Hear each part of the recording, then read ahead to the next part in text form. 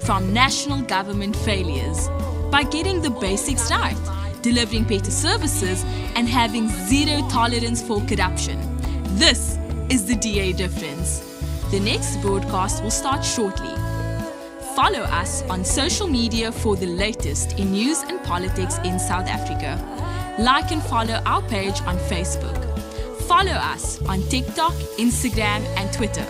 Subscribe to our YouTube channel and hit that notification bell so that you don't miss out on anything. Be part of the conversation. Tell us what you think in the comment section.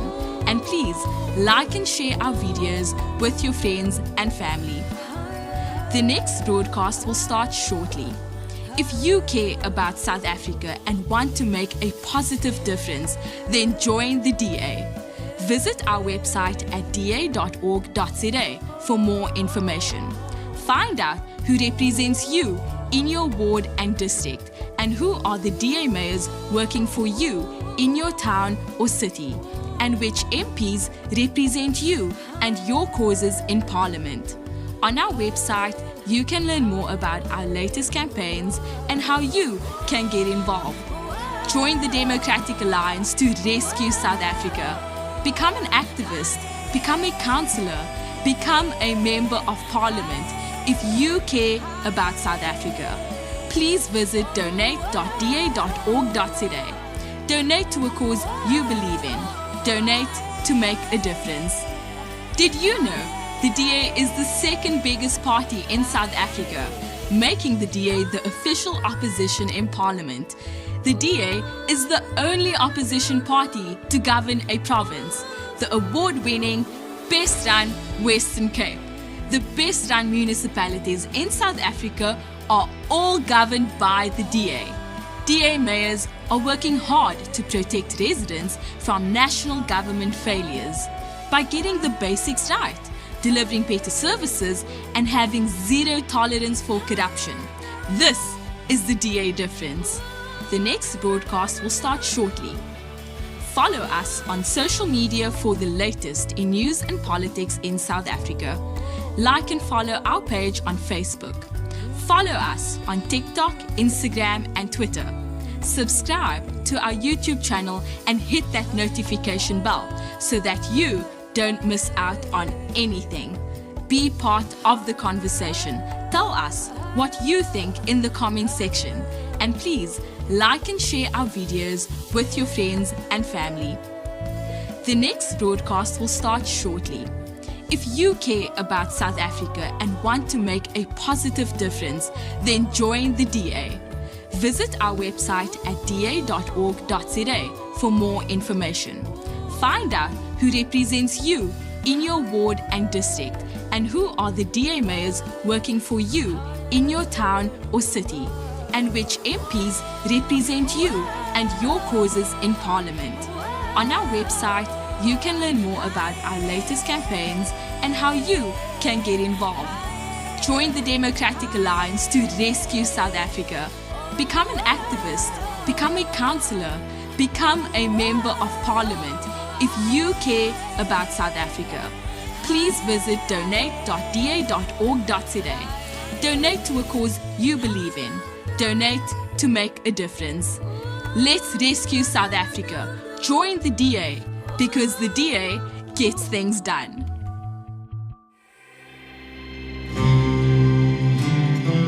Democrats, South Africans.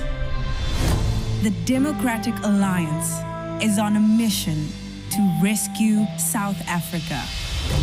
From across all 9 provinces, thousands of DA members, activists, councillors, and leaders have come together at our nation's capital to show that for the first time in 30 years, we have a real chance to bring about a new government. A new government that will stop corruption. A new government that will create jobs. Today, we unveil our plan to rescue South Africa. Welcome to the Manifesto Launch of the Democratic Alliance.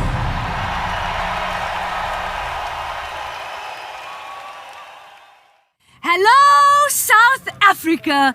My name is Nazli Sharif, and today we are coming to you live from the Union Buildings, where the Democratic Alliance will be launching its 2024 election manifesto. That's right, Nazli. Hola, Bafetu. My name is Luyolo Mpiti Litimolweni Makhaye. As we speak, tens of thousands of DA supporters are gathering at Pretoria Church Square. Today, we are marching to the Union Buildings, the seat of national government. We want to remind you to join us to rescue South Africa. We are at the Union Buildings to send a strong message to President Ramaphosa and his crooks in cabinet. Their time is up. The time has come to give power back to the people. Power to the people, indeed, Nazli. The DA is on a mission to rescue South Africa. Today we launch the game-changing, historic National Manifesto for 2024 to South Africa. If you're watching this from home, make sure to like and share with your family and your friends. Make sure to use hashtag DA Manifesto. We will be following the march with our man on the ground, Kwena Moloto, who will be bringing us all of the action and catching up with DA leaders throughout the march. So trust me, you don't want to miss out, so don't go anywhere. And Nazli, we have an action-packed lineup today. We've got a great lineup of conversations, insights, and we will have special guests joining us live in studio. But not only that, we also have great entertainment coming up. We've got Master KG, we've got Siki Jo-An, and we've got Darren, and many more. And of course, we have the leader's message from John Steenhuisen, who will be unveiling the DA's 2024 election manifesto. The president has not yet announced the date of the election. So this means you still have a little bit of time left, literally like days, to make sure that you are correctly registered. To get help, please go to check.da.org.za. For everybody at home, please like and share this broadcast with all your friends and your family. Drop your comments down on the comment section below using the hashtag DA Manifesto. Leolo, I'm so keen to see what Kwena is up to. Let's cross over to our man on the ground, Kwena Moloto. Kwena, how's it going?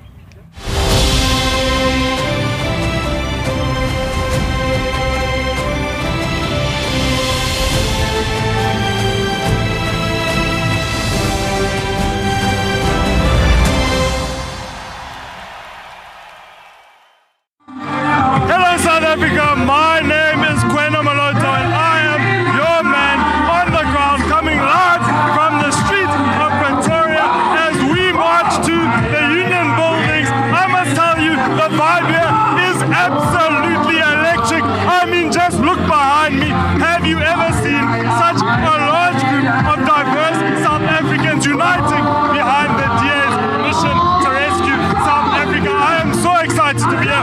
We are shaking the streets of Pretoria. Now, throughout the march, I will be joined by various DA leaders, including the executive mayor of the city of Tshwane, Celia Brink, Alan Wendy, Jane Sitole, Seviwe Kwarube, and many, many more. So don't go anywhere. It is going to be an amazing day, and I'm so excited to be here with you. Back to you in the studio for now.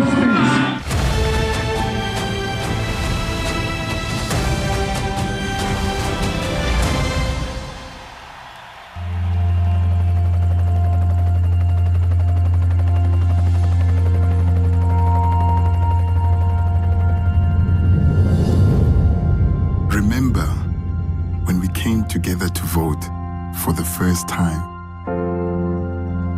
The 27th of April 1994 marked a turning point for our nation.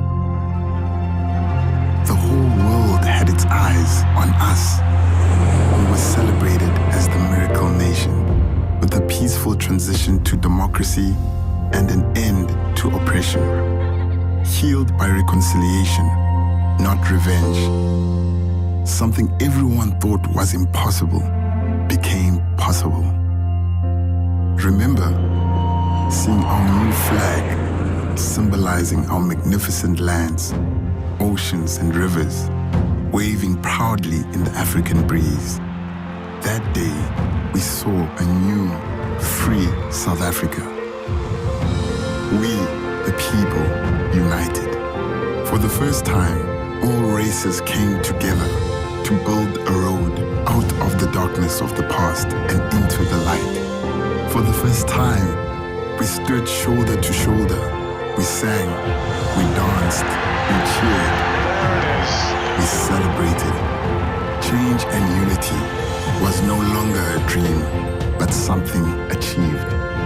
We embraced the promise of freedom. We embraced the new South Africa. Our future had never been brighter. We now had a country we could finally all call home, united in our diversity.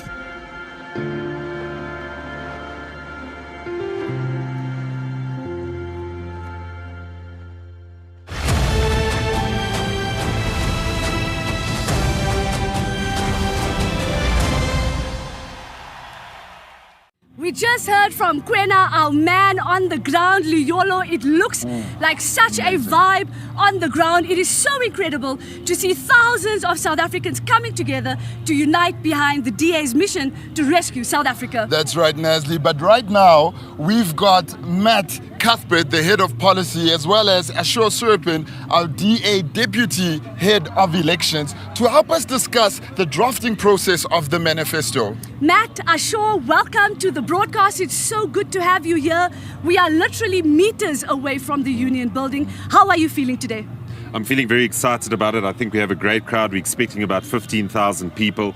And I think we're really going to deliver a message that South Africans resonate with, one that has a credible pathway of us rescuing our country and making sure that we're able to get back onto the path towards prosperity. So a very exciting day overall, Naz. Awesome. I agree. Ashur, how are you feeling? I'm feeling very good. I think it's a very important day for our country. I think that we're going to show South Africa a very credible plan today. And I think that the crowd is going to be very, very enthusiastic about what they hear as well. Matt, can you just tell us how long have we been working on the DA manifesto that's going to be presented here today? So we've been working on our manifesto over the past year. It's been an arduous process, a number of different drafts, making sure that we get all the necessary research done, drawing from our existing policy framework, as well as new research which we've commissioned with experts, to make sure that the plan that we put out is evidence-based, it's credible, and something realistic that we can actually achieve in government. And I think that's why it's been such a rewarding process. I think my whole team and myself have learned through this process, and we've really made it something great. I think that we're going to send out to voters today, and I think it's really been exciting.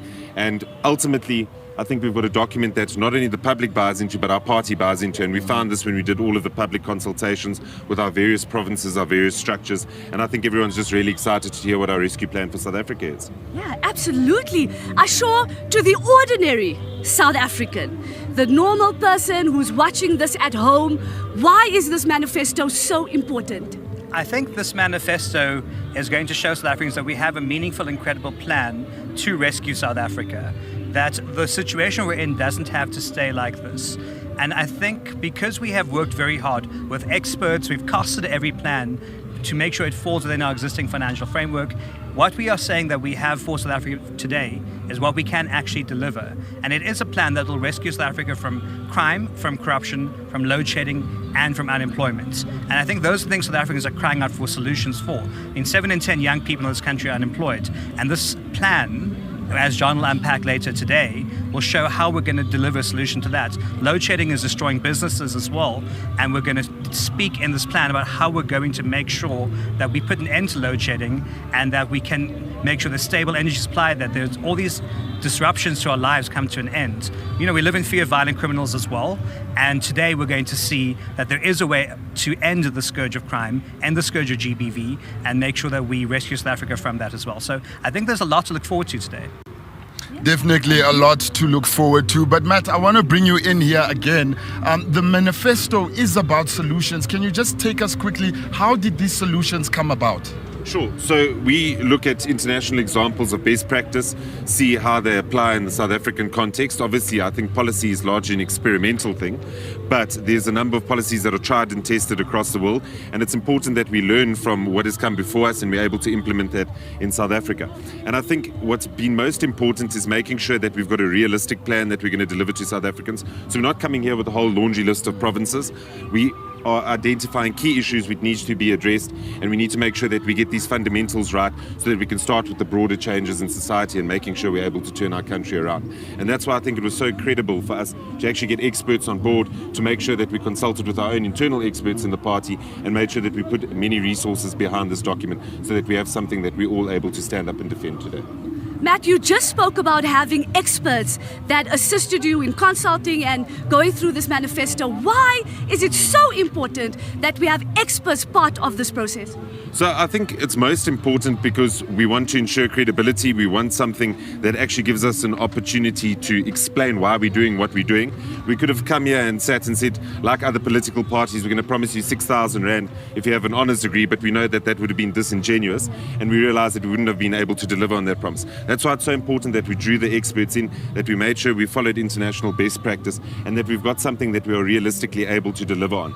I think in the past we've sometimes veered towards things that may be a little bit unrealistic, and that's because we've been further from the seat of power. As you said earlier, we're standing 15 metres away from the union buildings.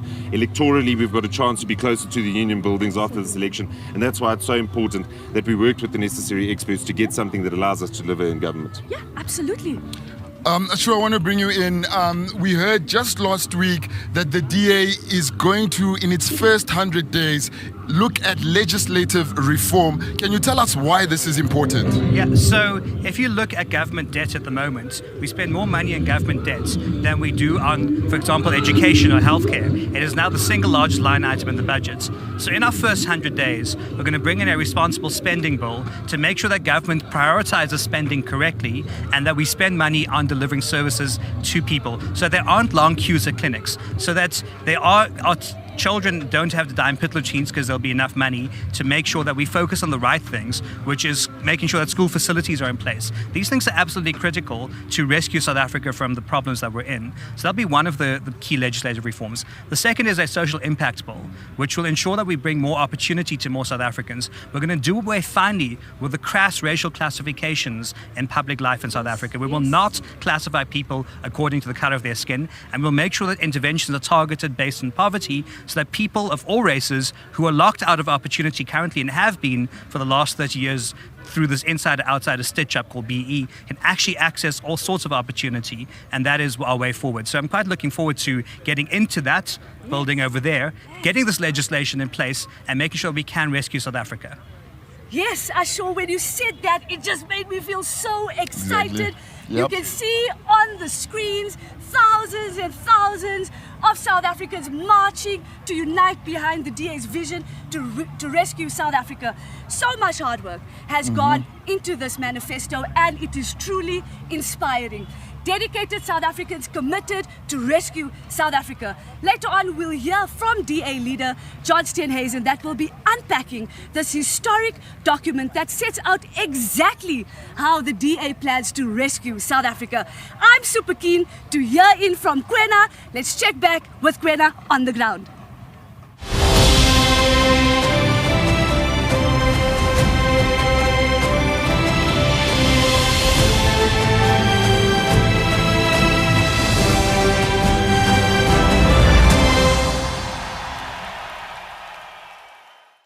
Thank you so much, Naz. Wow, what a vibe here. It is so loud. We are shaking the streets of Pretoria. Speaking of, I am now joined by the mayor of the city of Tshwane, Celia Brink. Celia, how does it feel to be here in your city marching with thousands of DA activists? It is wonderful. You can feel the energy. And this is a procession basically from the municipal headquarters to the union buildings. It represents the power of change. And it feels wonderful to welcome my party to my city. No, that is absolutely awesome, Celia. Thank you for having us here. Now, you know, it is so important for a party that's wanting to enter government to have a manifesto. Why do you think this is? It's important to know what you're going to do with power. It's one thing to want power, but if you don't have a clear clear idea, if you don't have a clear agenda, you are going to waste time, you're going to waste money. And that is what sets the DA apart. We don't just think about what we want to do. We don't just say what we're going to do. We've shown what we have done, where we govern. And that is what's going to make us the anchor tenants of coalitions. Oh no, it's so exciting now. You can see from the vibe here today. I mean, cameraman, can you just show there are thousands and thousands of people here. The energy around this election just feels different. Do you think that this is the year South Africa decides to unseat the ANC? Well, we have to. There has to be a change in the balance of power to end load shedding, to halve violent crime, to end cater deployment, to make sure that South Africa is not left behind by the rest of the world and, quite frankly, the rest of Africa. This is a key opportunity, and we have to take that opportunity while the window is open for us. Yeah, oh, it's so important. We need to rescue South Africa, and I think I need to add there a reminder to viewers at home that the registration window hasn't closed yet. You can still register online by going to check.da.org.za. We will help you register there. Now, Celia, what would your final message be to the residents of South Africa watching at home? Project yourself 10 years into the future and then look back at this day and decide what are you going to do now to create the future that you want. There's an opportunity for this country to pivot to a world-class country, to lift the poor out of poverty, to play in the big global league. Make the choice, register to vote for the DA. That is brilliant. Folks, you heard it here. Vote for the Democratic Alliance inside the upcoming provincial and national elections. We can rescue South Africa. Now, Nasli Liolo, we are making our way to the Union buildings. I can see Tshwane House here, Celia's office, so we will be with you very, very soon. But for now, back to you in the studio.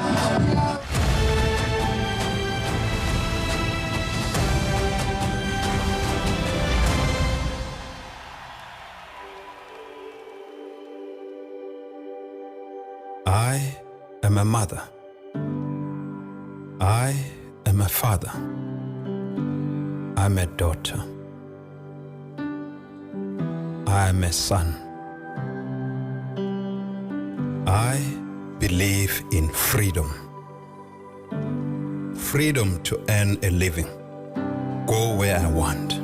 Love who I want. Say what I believe and pursue my dreams. I am brave. I am a provider. I believe in fairness. A fairness where our achievements are determined by our choices and hard work. I am a leader. I believe in opportunity. A nation where opportunity is plentiful and everyone's rights are protected. I believe in diversity. Every person has a unique perspective and an important role to play in building our nation. We do not judge each other by how we look, but by who we are. We are South Africans working together.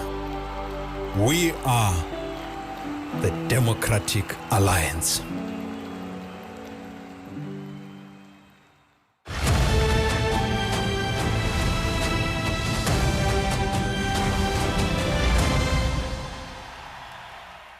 We just heard from Kwena, our man on the ground, and the mayor of Tshwane, Celia Brink.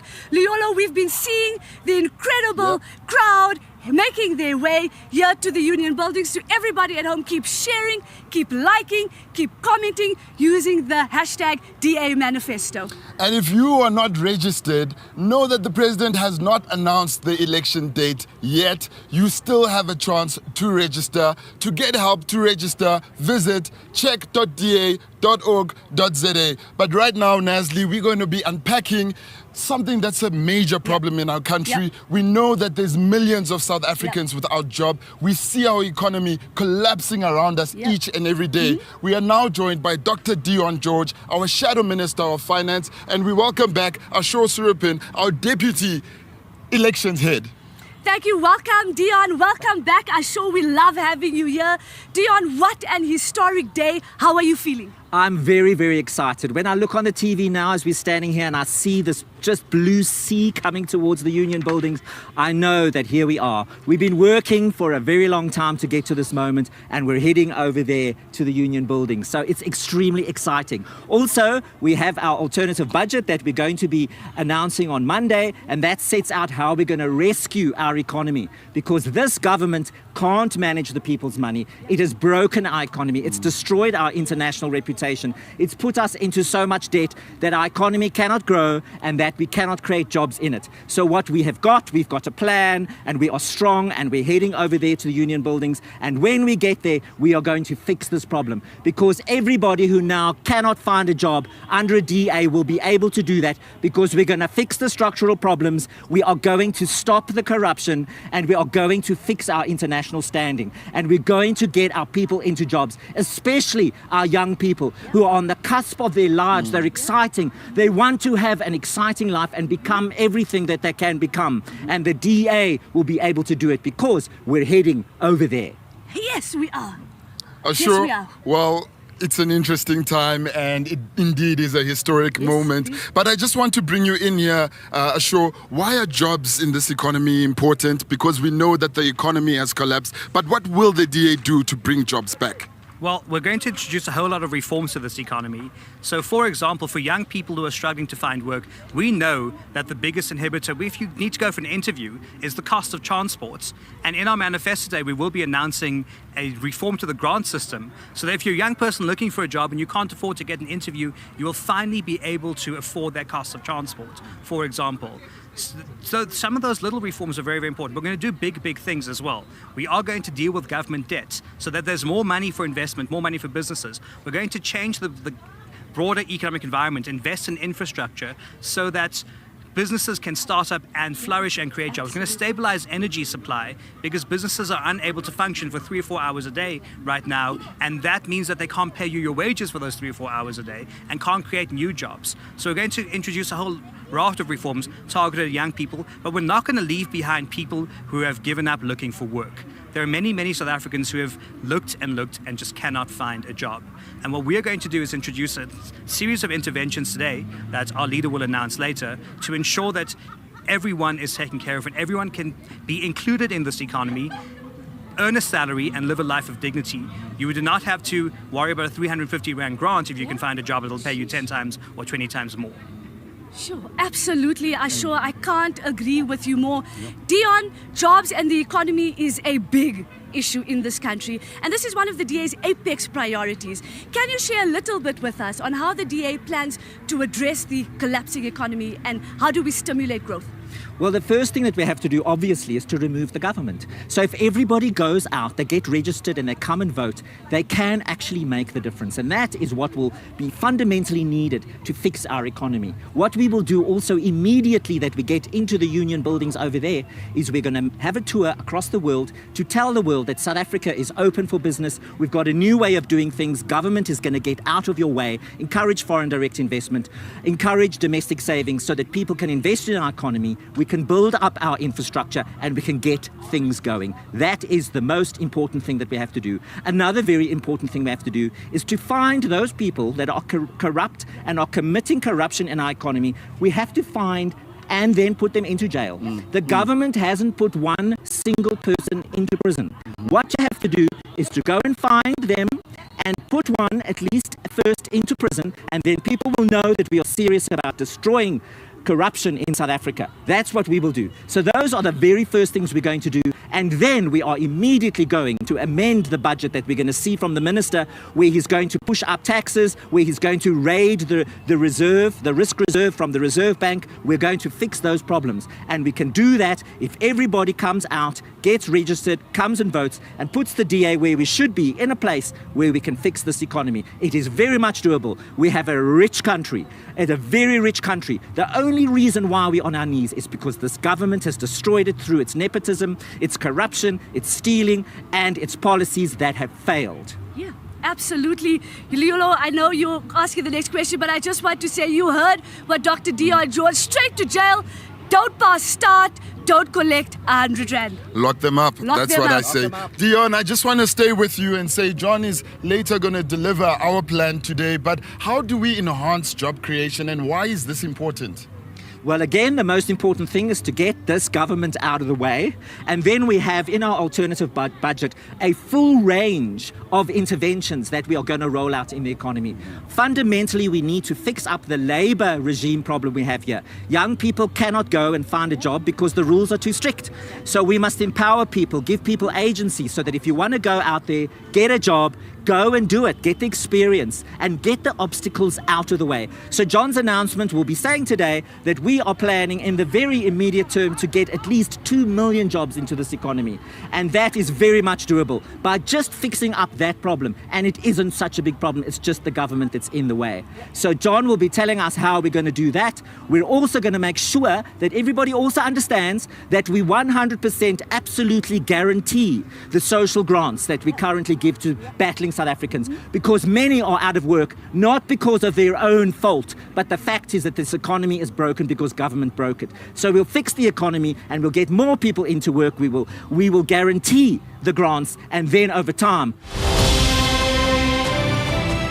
situation. So come vote. That's how to fix this. Absolutely. Before we let you go, do you have any final words for the people at home, Asho? Yes, I think that this election is our first meaningful chance for change. Every piece of information that we have out there shows that the ANC will not get 50% in this election. So this is our meaningful chance. We have got to decide for ourselves what that change looks like. And that change is either going to be the blue coalition of change or a red-green coalition of doom. So today we're giving you a plan to create jobs, to end load shedding, to cut corruption, and to make sure we don't suffer from violent crime anymore. I ask every South African to look at this plan, because this plan shows you how we're going to change and rescue South Africa so that we no longer have to live in these circumstances and so that we can build a better country together. Thanks. Dr. Dion George, your final message to all the viewers at home. If you're not registered yet, go register and come out and vote and bring your friends and fix the problem, because the power is yours now. Let's go take it. Let's go to the union buildings together. Absolutely. Thank you so much, Asho. Thank you so much, Dion, for being here with us today. To restore hope and dignity, South Africans need real jobs. And the DA's manifesto has a clear and credible pathway to making this a reality. Remember, we still have DA leader John Steenhuisen coming up, where he will unveil the DA's 2024 election manifesto. So make sure you don't go anywhere. Keep liking, keep sharing, keep commenting. We are reading your comments. Thank you for those who are commenting. Use the hashtag DA Manifesto. Liolo Kwena's been walking in this hot Pretoria sun. Let's see how he's doing. Over to you, Kwena.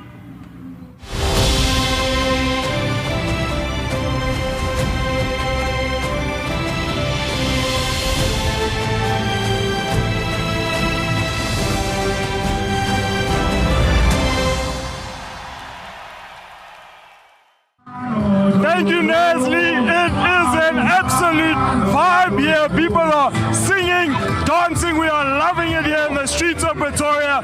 And I'm joined now by our Chief Whip in Parliament, Siviwe Kwahube. Siviwe, how excited are you to be here today? Oh man, it is such a vibe. The streets of Tshwane are being painted blue. There are thousands and thousands of DA supporters here. And really on their way to send a clear message to say that we are ready, we are to be trusted, we have a record in this thing, and you must trust us come election day. So it's really, really amazing to be in the capital city. No, really amazing. Really, really hot. I see that you got warned about the heat wave, but I don't think people were warned about the blue wave that is here going towards the Union building. Now, Siviwe, you are our Chief Whip in Parliament, and you've obviously spoken a lot about how broken Parliament is. What is the DA going to do in the next term to fix it? I think what is really important for us is to make sure that we turn turn Parliament into the place of refuge for South Africans. So they know that their issues are the ones that are prioritized, that are debated and deliberated in Parliament.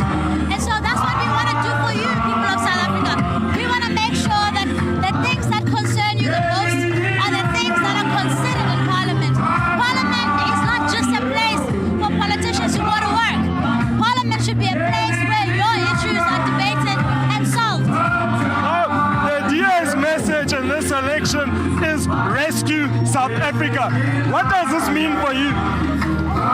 For me, it means a couple of things.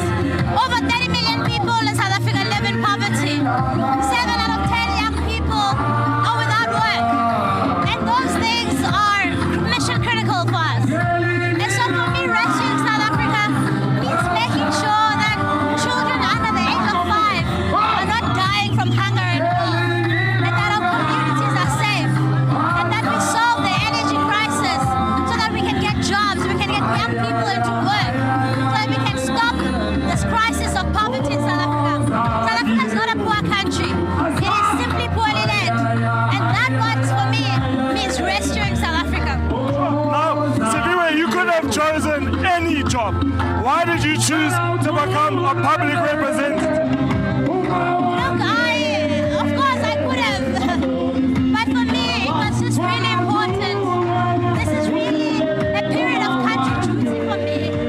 This is really a period where I get to do my bit to leave South Africa in a better place than when I found it. And that's why I do what I do.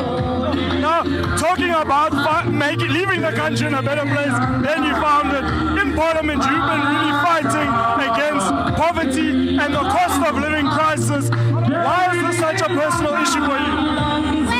There should never be a scenario where people in South Africa are going without food on a daily basis. That's a crime. And that's something that is a betrayal of our constitution. That should never happen. And so that's why it's been important to us to raise this matter in Parliament and to fight for it. Until it is resolved, we cannot stop. Now, what would your final message be to the people of South Africa as we move towards this crucial, critical election?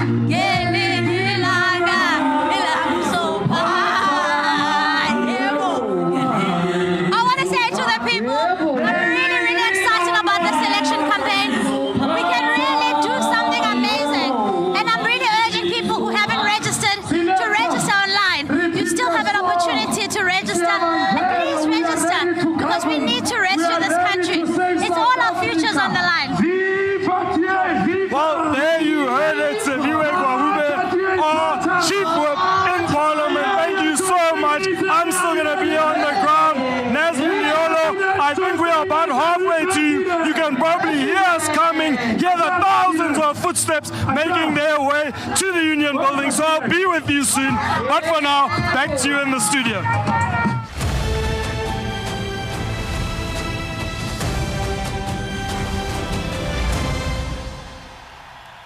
South Africa has descended into a mafia state. ANC cadres are robbing the country blind.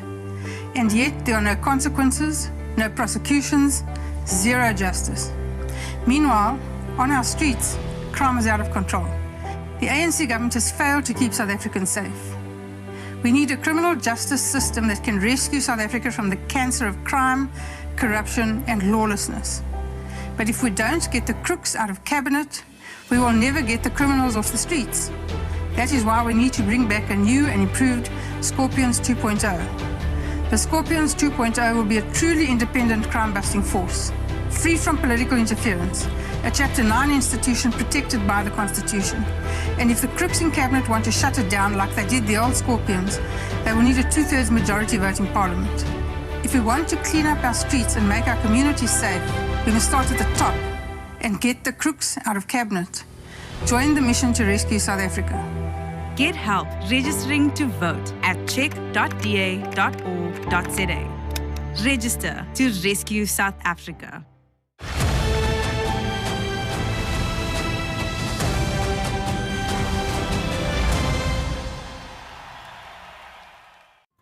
You heard it, Kwena is about halfway to the union buildings. I'm sure we'll start hearing them soon. South Africa, the DA is on a mission to rescue South Africa, and this mission has never been so important. Nasli, crime affects each and every one of us. We have a national police service that is incapable of keeping people safe. We know that people go every night without feeling safe in their own homes, in the streets, and in this entire country. Joining us to unpack this very important issue, we are joined by Regan Allen, the provincial police oversight and community safety minister, as well as advocate Glenys Breitenbach, the DA shadow minister of justice and constitutional development. Glenys, Regan, welcome to the broadcast. So good to have you here. I'll start with you, Regan. We have an historic day today. How are you feeling being here just outside the union buildings? I think it is very evident that today is extremely symbolic. It's symbolic for two particular reasons. That we are sending a strong message to the national government, but we are also appealing to voters that come the election, that we need to send a strong message and vote the ANC out of the national government. We have seen the successes in the Western Cape. We have made tremendous strides in that regard, but we can do so much more with a capable DA-led national government. Absolutely. Glenys, how are you feeling? Oh, this is so exciting. Manifesto launch is always exciting. This year it's really important. These steps that we're taking on this manifesto launch are the first steps that we're taking on the road to saving South Africa. We've seen, just driving around Pretoria today, we've seen what happens when you have a government that doesn't care, that steals public funds and doesn't use it for maintenance. We see people living on the streets. We hear of children going to bed hungry. And as Loyola correctly points out, people in South Africa just don't feel safe. And there's no reason why children should be going to bed hungry, dying of hunger, and people should not feeling safe in their own homes. All of this can be changed, and it can be changed so quickly with a proper government that believes in spending the money on the stuff it's supposed to be spent on. So what we really need to think about today is who we're going to vote for and how we're going to get the crooks out of cabinet. Glenys, just to stay with you, how will the DA improve the criminal justice system of our country? You know, the DA has wonderful policies, Loyola, policies and procedures that we've articulated, that we've distributed, that are available for everyone to read, that will rejuvenate the stagnation at the National Prosecuting Authority. We have policies that will be geared towards increasing their independence, increasing their funding. They're perennially under-resourced. They have no access to forensic capabilities. They have no access to accounting forensic capabilities. They have a paucity of experienced staff, and let's face it, the police are a big component, and of course we have policies that will improve the police. So we'll rejuvenate the National Prosecuting Authority, we'll increase their independence, and we'll fight very hard to give them a budget that they negotiate directly with Treasury and account to Parliament and not to the Department of Justice, so that we really give them the kind of independence they need. At the same time, we are planning to introduce legislation, the Anti-Corruption Commission Bill, that will establish, apart from the NPA, a lone-standing Chapter 9 institution that will deal with grand-scale corruption and organised crime, that will take that top level of work, in confluence with the National Prosecuting Authority, and therefore freeing them up to deal with the thousands and thousands of other cases they have to deal with every day, and so that they can start working off that terrible backlog that keeps on building. So we have great plans for the criminal justice system, and that also includes the rejuvenation of the correctional services regime, where a very small percentage of the budget, the massive budget that they get, where a very small percentage thereof is spent on rehabilitation. And let's face it, they have two things they have to do. They have to incarcerate prisoners in humane conditions and rehabilitate them. They incarcerate them in the most shocking conditions at the moment, and nobody gets rehabilitated. So we will spend a lot of time and effort revamping the correctional services regime so that the budget is spent on that which it should be spent, and spend time also ensuring that people who are not rehabilitated are not let loose again on the community like is happening now. Yeah, absolutely. Regan, why is it so important to keep communities safe, and what is the DA doing in the Western Cape? I think it's very important, Leslie, to firstly say that safety or the lack of safety deeply prohibit how people live, work and play. It affects people on a daily basis. What we have done in the Western Cape is literally to step in and to step up. So since 2020, Leslie, with the implementation of the LEAP program, it's where the Western Cape government actually stepped in and stepped up, considering that the national that the National Police Commissioner is on record by indicating that SAPS does not have the resources to fulfill its mandate. So we've stepped up and we have placed over 1,300 LEAP officers into our priority areas. We are seeing in those particular areas that the murder rate is being reduced consistently. We are also seeing that since 2020 up until 2023, where provinces like the Eastern Cape, Gauteng and KZN have all seen double-digit increases per capita, the Western Cape actually saw a reduction of 1.4. So we are definitely in the right direction. But we have stepped in terms of also ensuring that there's rural safety units, that there's K9 units. The K9 units is one where we have seen consistently a 38% reduction in SAPS's resources in the K9 units. We have stepped in outside of our mandate. And I want to remind viewers again that we have a national government that is in control of the South African Police Service. A province will have oversight. The Premier was very adamant that our oversight must lead to better service delivery so that we can actually see meaningful change. But further to that, stepping in and stepping up so that we can ultimately ensure that an area where I'm from, in Mitchell's Plain, can be safer. An area like Kailicha, Harare, regardless of where you are from, that you will feel a little safer. Absolutely. Nasli, as you can see on the screen, there are thousands and thousands of people making their way right here. An exciting time, a lot of energy going on in that march. Looking forward to seeing them when they come through. Glennis, I want us to come back quickly. Our office speaks about a victim-centered approach to the criminal justice system. What does this mean to the listeners who are listening right now? Well, Loyola, if you go to any court in South Africa, you will find people sitting in the passages waiting to be helped. Often they come 3, 4, 5, 6 times and they still don't get help. The matters just get postponed and postponed and postponed, and often they're not consulted, and they're often not even told the reason why it's being postponed. They get up early in the morning, they travel a long way, spending hard-earned cash to get there in time, and then their matters are just postponed or get struck off the roll, and nobody gives them any kind of explanation. There's also very little empathy with victims in the criminal justice system, which is a serious problem.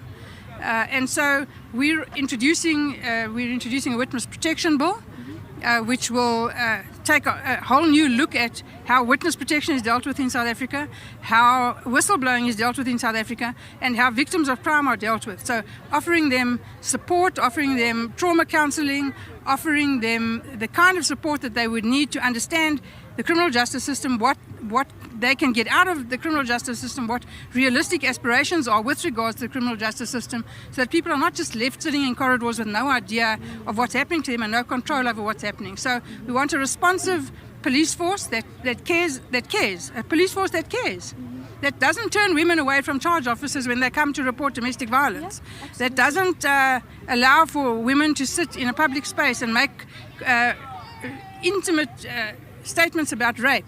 We want to make sure that we have a police force that cares. We want to make a responsive, a caring, flexible National Prosecuting Authority that also takes into account the different types of crime, the different kind of witnesses you have, the different kinds of interaction you can have with those witnesses, and treat them like real people on a much more individual basis.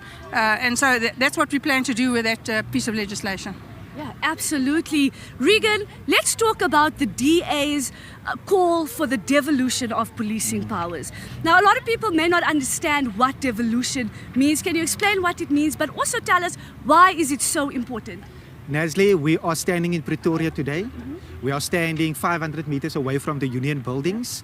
It is very clear that at a national level, policies are introduced that affects residents in Mitchell's Plain in the Western Cape, in parts of the Eastern Cape and all over our country. We are asking that policing powers must be closer to the people so that the policing needs and priorities of a particular province can be taken into account. I can confirm, Nasli, that we have seen year on year our policing needs and priorities in the Western Cape are never taken into account.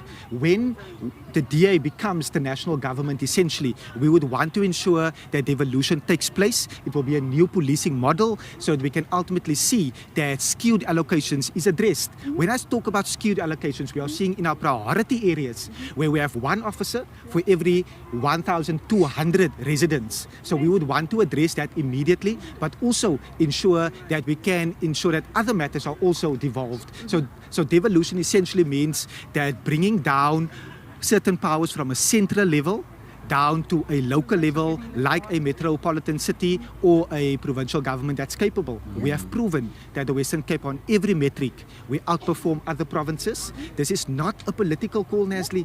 It's a call that is resonating across other provinces. It's a call that resonates with our safety structures, and it's a call that ultimately makes sense. There's a quote that says, if you do the same thing over and over and over and expecting different results, it ultimately speaks to insanity. And since 1994, we've done policing the same way.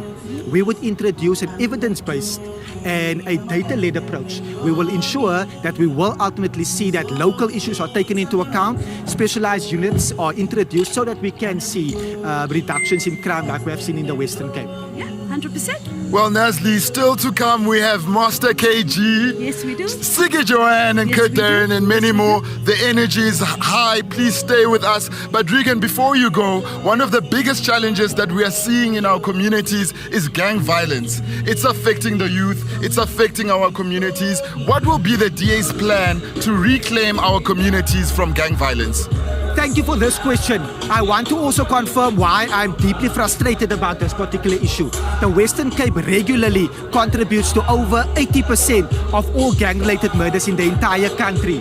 We have asked for the anti-gang unit to be specifically deployed in our gang hotspot areas, but to also have the capabilities and the resources. We are wanting to ensure that the law ultimately works for residents. Glenna spoke about justice that needs to be served. We have the Prevention of Organised Crime Act. It must actually be taken so that gangsters and that criminal entities and organised crime can be brought to their knees. We have seen pockets of it in the Western Cape. We are on a daily basis demanding from the South African Police Service so that the anti-gang strategy can actually be implemented, because it means nothing to a resident if we have laws, if we have processes in place, but we don't have the political will or the political expertise to a large extent from national government. So we will definitely tackle gang violence.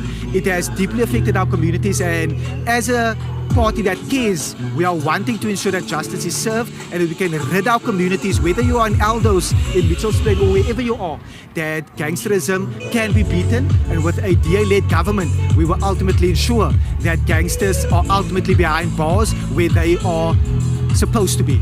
Absolutely. Thank you so much, Glynis. Thank you, Regan, for being with us today. Everybody at home, let me tell you, we are starting to see people come in here at the Union Building.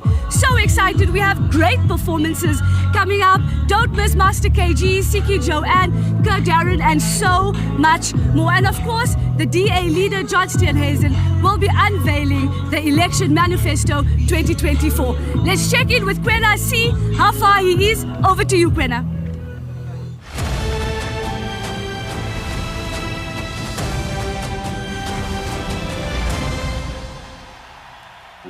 The South African Police Service, also known as the SAPS, is completely controlled by the ANC-run national government, who is in charge of the policing budget.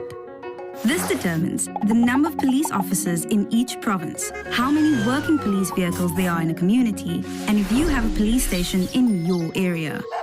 Research shows that for government to be effective at fighting crime, you need one police officer for every 220 members of the public, while the South African average is 430 people for only one police officer. Even worse, in Johannesburg, Alexandra Police Station services over 700,000 people.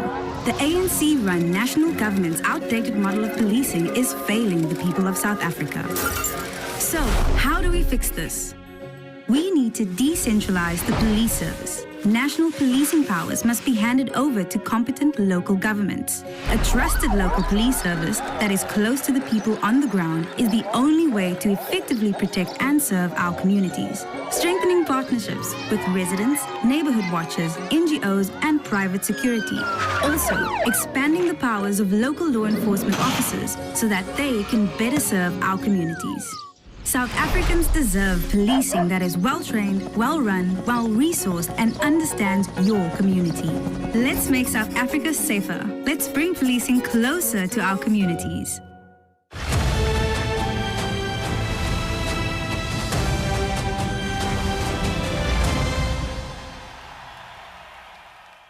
Thank you, Nasli and Leola. It is absolutely amazing. the street. I really hope you're getting visuals of this. We're about halfway to the union buildings and there are still people leaving the starting point. I can promise you Pretoria has never seen anything like this before. But now I'm joined by two young leaders inside the DAR, DA Federal Youth Leader Nicholas Nyati, as well as the Mayor of Midvaal Municipality here in Gauteng, Peter Tixera. Nick, Peter, how are you guys feeling about being here today? It's electric. I mean, the crowd is amazing. If you look behind us, we've got thousands of South Africans who are here saying that they want to join us in rescuing South Africa. I've never seen anything as big as this, especially in the history of the Democratic Alliance. Kwena, this is our biggest event ever. And what's even more amazing is that the colleagues from here are only from Gauteng. Imagine the colleagues in Eastern Cape, colleagues in Mpumalanga, colleagues in Western Cape are not here, but the crowd is massive, the spirit is high. South Africans are ready to rescue themselves. No, it is an absolute vibe. Peter, welcome to the capital city. How are you feeling being here today? Oh, I'm extremely excited. The winds of change are nearing. As you can see behind me, over 50,000 activists, people have come through to share the special occasion. I'm very, very excited. Yeah. Oh, sorry about that. I'm young as well, I got excited. Well, Nick, South Africa has the highest youth unemployment rate in the world. What can we do to fix that? Today, the DA is here to answer that question. More than 60% of young people are unemployed. If you look at the matric pass rate, it's very low. If you look at students are not being responded to by NSFAS. Students are still sleeping in libraries, under the bridge, waiting for NSFAS to respond. John today will present our blueprint to all those challenges. This is more than just a manifesto. This is a plan of what we are going to do when we enter those union buildings. So the DA promises to create jobs, we promise to stop corruption, we promise to stop load shedding, and John will unpack that blueprint today. Yeah, we are making our way to the union buildings now. Peter, you guys are doing amazing work in Midvaal, especially around the upliftment and development of young people. Can you tell me a little bit about these initiatives? Look, every financial year we invest in the region of around 7 million rand that goes towards youth development, because we understand that we need to develop the youth. They are our future. And I want to tell you that if you go to the libraries in Midvaal, all of them are fitted with free Wi-Fi. We even now got makerspace gaming rooms for young ones where school children can even go and do their projects, school projects. I'm telling you, technology, innovation, it's there in Midvaal, a DA-led Midvaal. I'm telling you, once we take Gauteng, we're even going to do much more for young people. By the way, the unemployment rate of young people between 18 to 35 in Midvaal is only standing at 11%. We are looking at even reducing that even further. Sure, Peter, you're always just doing the most there in Midvaal, a gem here in Gauteng. Now, Nicholas, you and I were both SRC presidents when we were a little bit younger, but we know that the funding crisis has been a massive issue in institutions of higher learning, even from our time. What is the DA's stance on this? We currently have a blade that is blunt, a blade that is not cutting. When the DA takes over, we are going to transform the education sector. We're going to provide funding for those who cannot afford, subsidies for the missing middle, and those who can pay. Ramaphosa's children must be able to pay.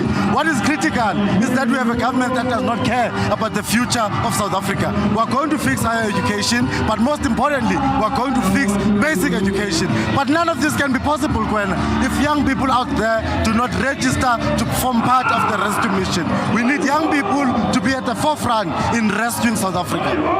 Thank you. Now, Peter, how can young people, as Nick said, get behind the DA's mission to rescue South Africa? Look, first of all, we want to encourage all young people to go and register to vote. All those that are not registered should go and register to vote.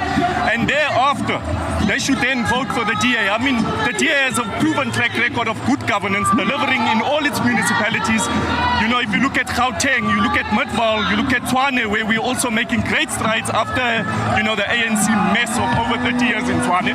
But if young people must go and register to vote, I think that is very, very, very important. So they must come out in their numbers. Yeah. Now, Nicholas, this, what would your final message be to Tintswalo and to President Cyril Ramaphosa?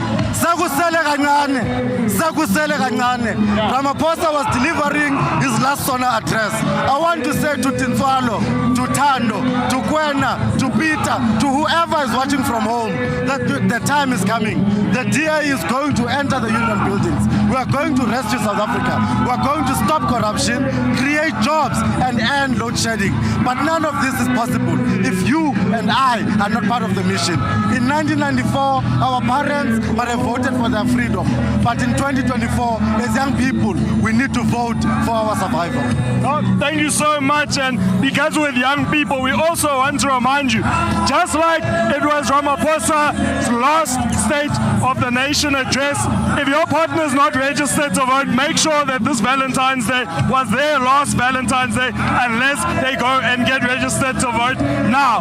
With that, we're going to continue to enjoy this amazing vibe. Back to you in the studio, Nasli and Liolo.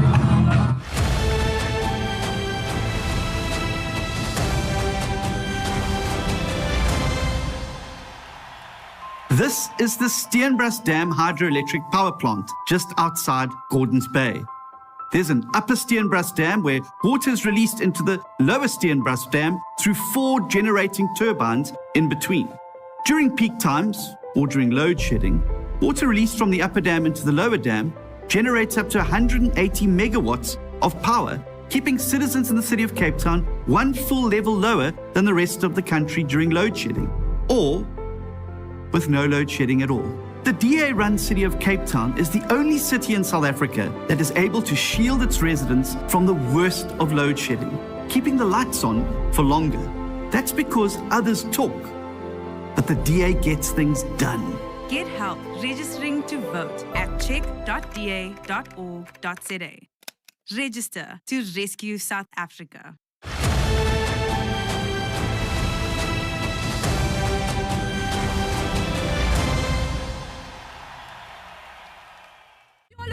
We can't lie. We have so much FOMO here in the studio. Kwena is having the best time out there. But we must remember, we are marching for a very important reason today. Nasli, and one of those reasons is load shedding. We are sitting in darkness literally every single day in our homes. We don't know what's going on, but right now we are joined by DA Shadow Minister of Electricity, Samantha Graham, as well as Kevin Milam, the DA Shadow Minister of Mineral Resources and Energy. They're going to tell us how we are going to rescue South Africa from darkness. Kevin, Samantha, welcome to this broadcast. It's so good to see you. Hot day in Pretoria, but we are just outside the union buildings. How are you feeling? Well, the atmosphere is electrifying. If we could harness this energy, we could end load shedding tomorrow. Absolutely. Samantha, how are you feeling? I am so excited to be telling South Africans about how we're going to give the ANC the chop in May, with change, with hope, with opportunity and prosperity. So excited to be here. Well, I want to bring you in here, Sam. Like, what do you think South Africans are thinking around this electricity issue, and what is the DA's exact plan to deal with electricity in our country? Thank you, Luyolo. South Africans, we are here to tell you that we have a solution. We have an answer, and we are ready to change what is happening on our electricity sector. South Africa, the load shedding does not have to be something that we are dealing with every single day. It can be fixed, and the DA does have a plan to fix it. That's right. Thank you, Sam. Samantha, we've heard a lot that the ANC monopolizes the energy sector. Can you speak a little bit about that? Thank you, Naz. At the moment, Eskom is a single entity that is controlling the power of South Africa. The DA's plan is obviously to unbundle it, to split up generation, to split up distribution, and to split up transmission. We would keep Eskom as a transmission body, but we would then separate the generation and the distribution, allowing private enterprises to come into the whole electricity system. We would make sure that it becomes more reliable. We would make sure that it becomes competitive, so that we're not fighting every day for an entity that is sucking in every single rand we've got spare. and we would make sure that there were 1 million role players. We would also ensure that the Just Energy Partnership was harnessed so that we could bring in new transmission, we could look at the grid, we could improve the grid, and we could ensure that South Africa's energy sector becomes reliable and affordable for South Africans. Kevin, just to bring you in here, the ANC has been telling us that the load shedding is due to sabotage. But what exactly is the problem? Well, I think the starting point has to be the ANC government. It's cadre deployment, it's corruption, it's incompetence, and it's mismanagement. That's the starting point. But at the same time, there's been a lack of investment in new generation capacity and a lack of investment in transmission infrastructure. And if we deal with those causes, we can address load shedding going forward. Sam, Sona Week, Sona Debate. We heard Member of Parliament Sylvia Lucas saying that load shedding is not the end. I mean, I have not heard such rubbish in my life. What do you have to say to Sylvia Lucas? Well, I think if anything shows how out of touch with South Africa the ANC are, I think that was that singular statement by Sylvia Lucas. Let me tell you, there are people who are 24 hours reliant on oxygen. For them, load shedding is the end of the world. If they don't have access to oxygen, it literally becomes a life and death question. There are people that are trying to build businesses. There are people that are trying to take care of elderly people.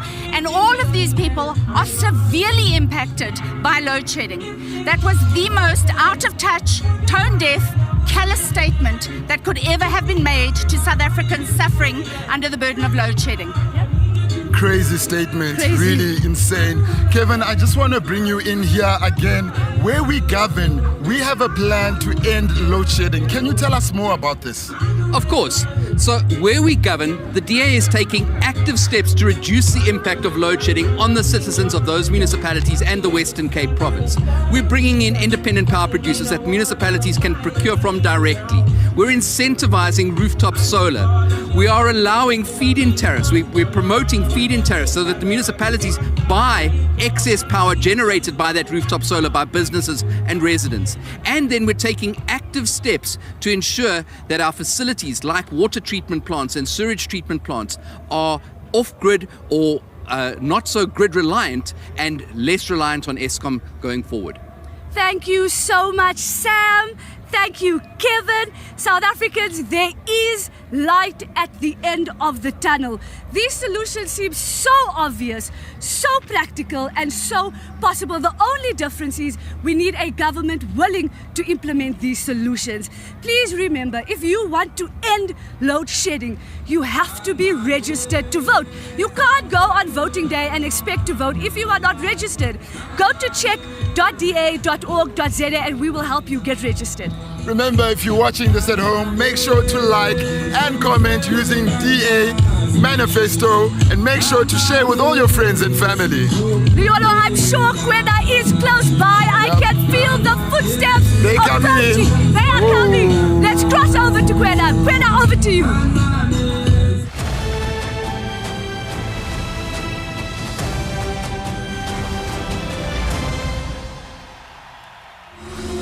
1994 was a great moment in our country's history. We were united, we had hope. We all shared the same dream of one South Africa for all.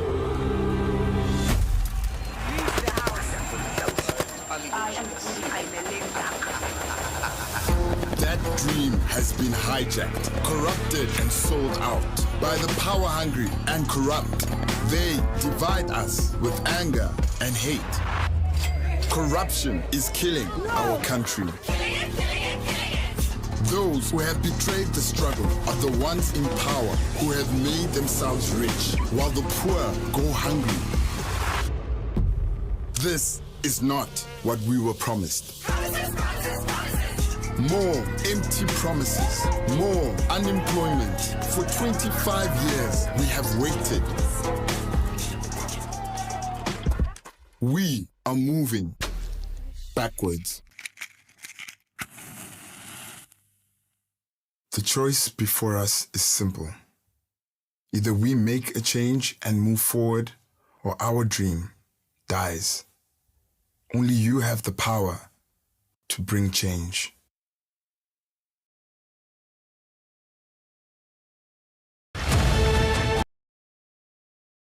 You have the power to bring change.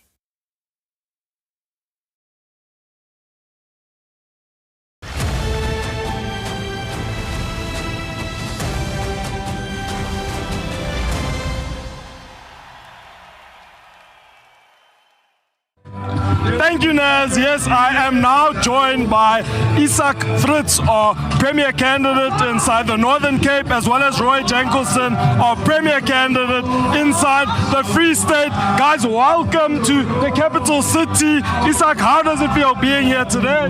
Very good. I mean, we are on our way to the Union buildings. And as you can see behind us, the blue machine.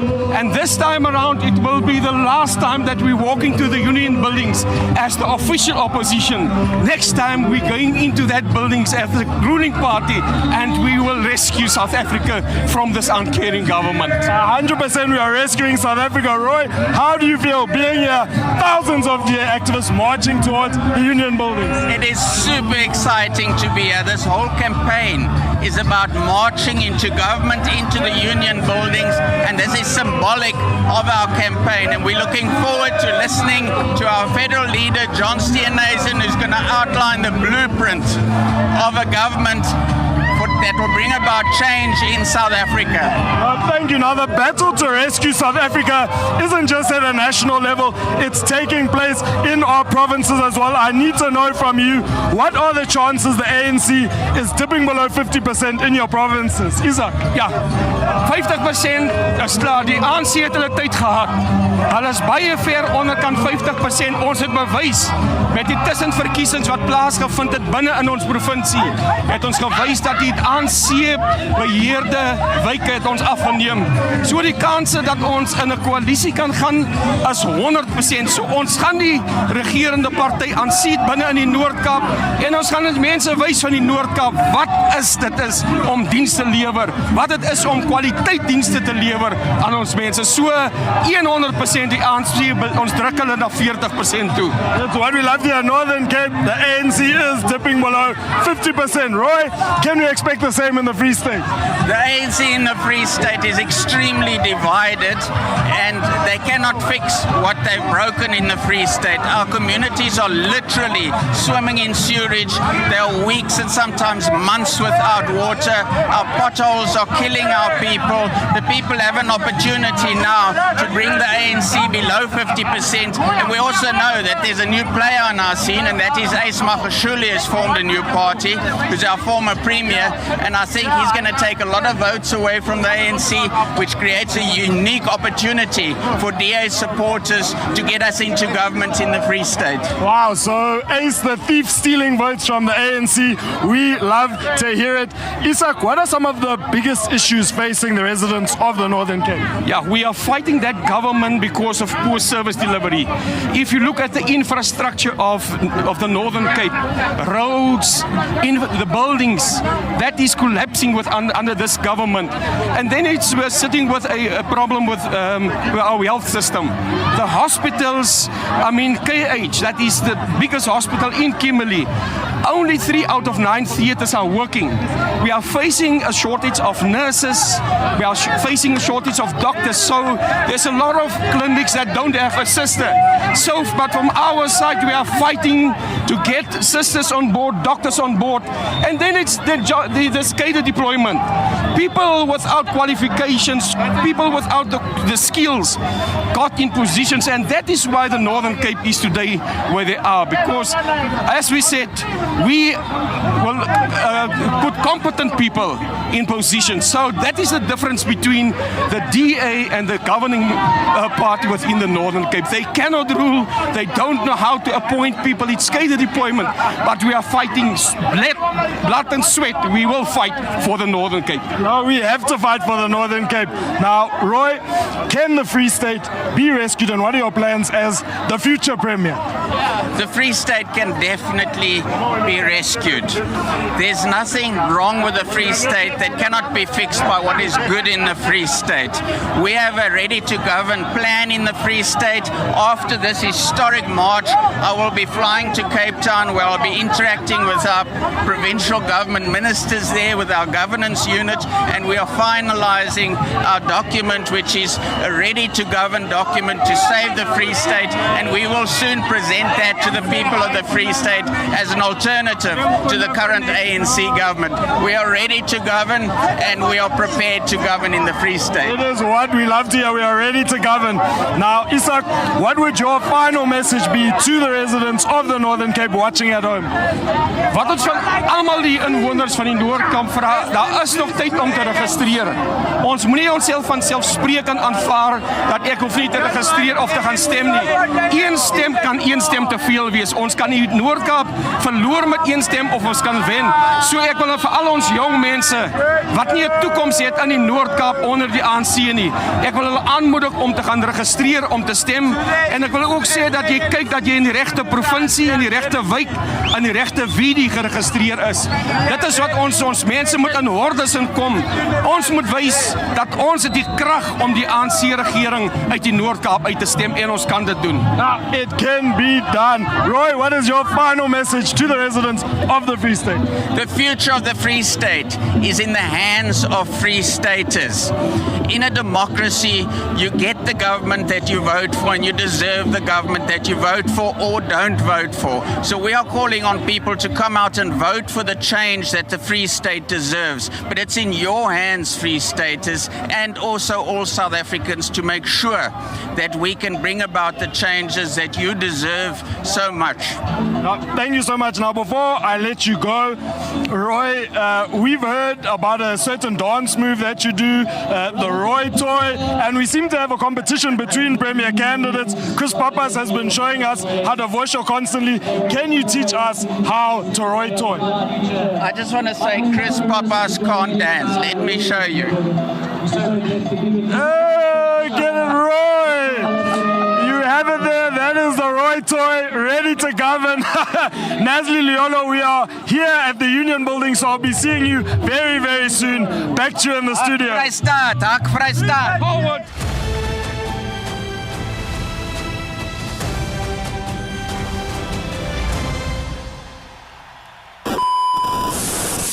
Maladministration, burning blackouts, data deployment, corruption, blackout, maladministration, crisis of governance, state capture, data deployment. There's been nothing short of jaw-dropping. Is South Africa a mafia state? ANC says it's feeling the heat when it comes to corruption. But many South Africans will say, never mind the heat. Our house is on fire. Corruption is a massive problem in South Africa. Lots of tenders, lots of kickbacks, lots of dodgy deals. Can we still talk about any form of integrity when we talk about the governing party? Because so many of them are implicated in corruption. Rolling blackouts, water shortages, a shaky healthcare system, and myriad other state failures.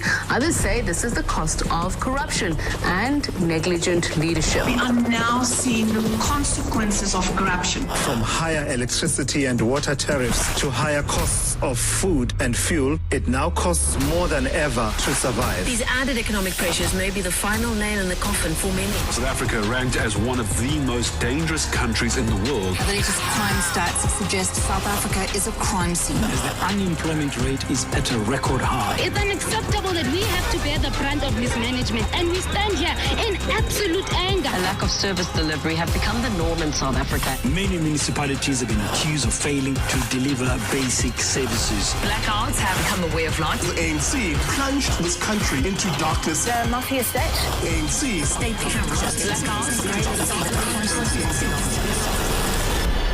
Why are we still in this mess? Get help registering to vote at check.da.org.za. Register to rescue South Africa.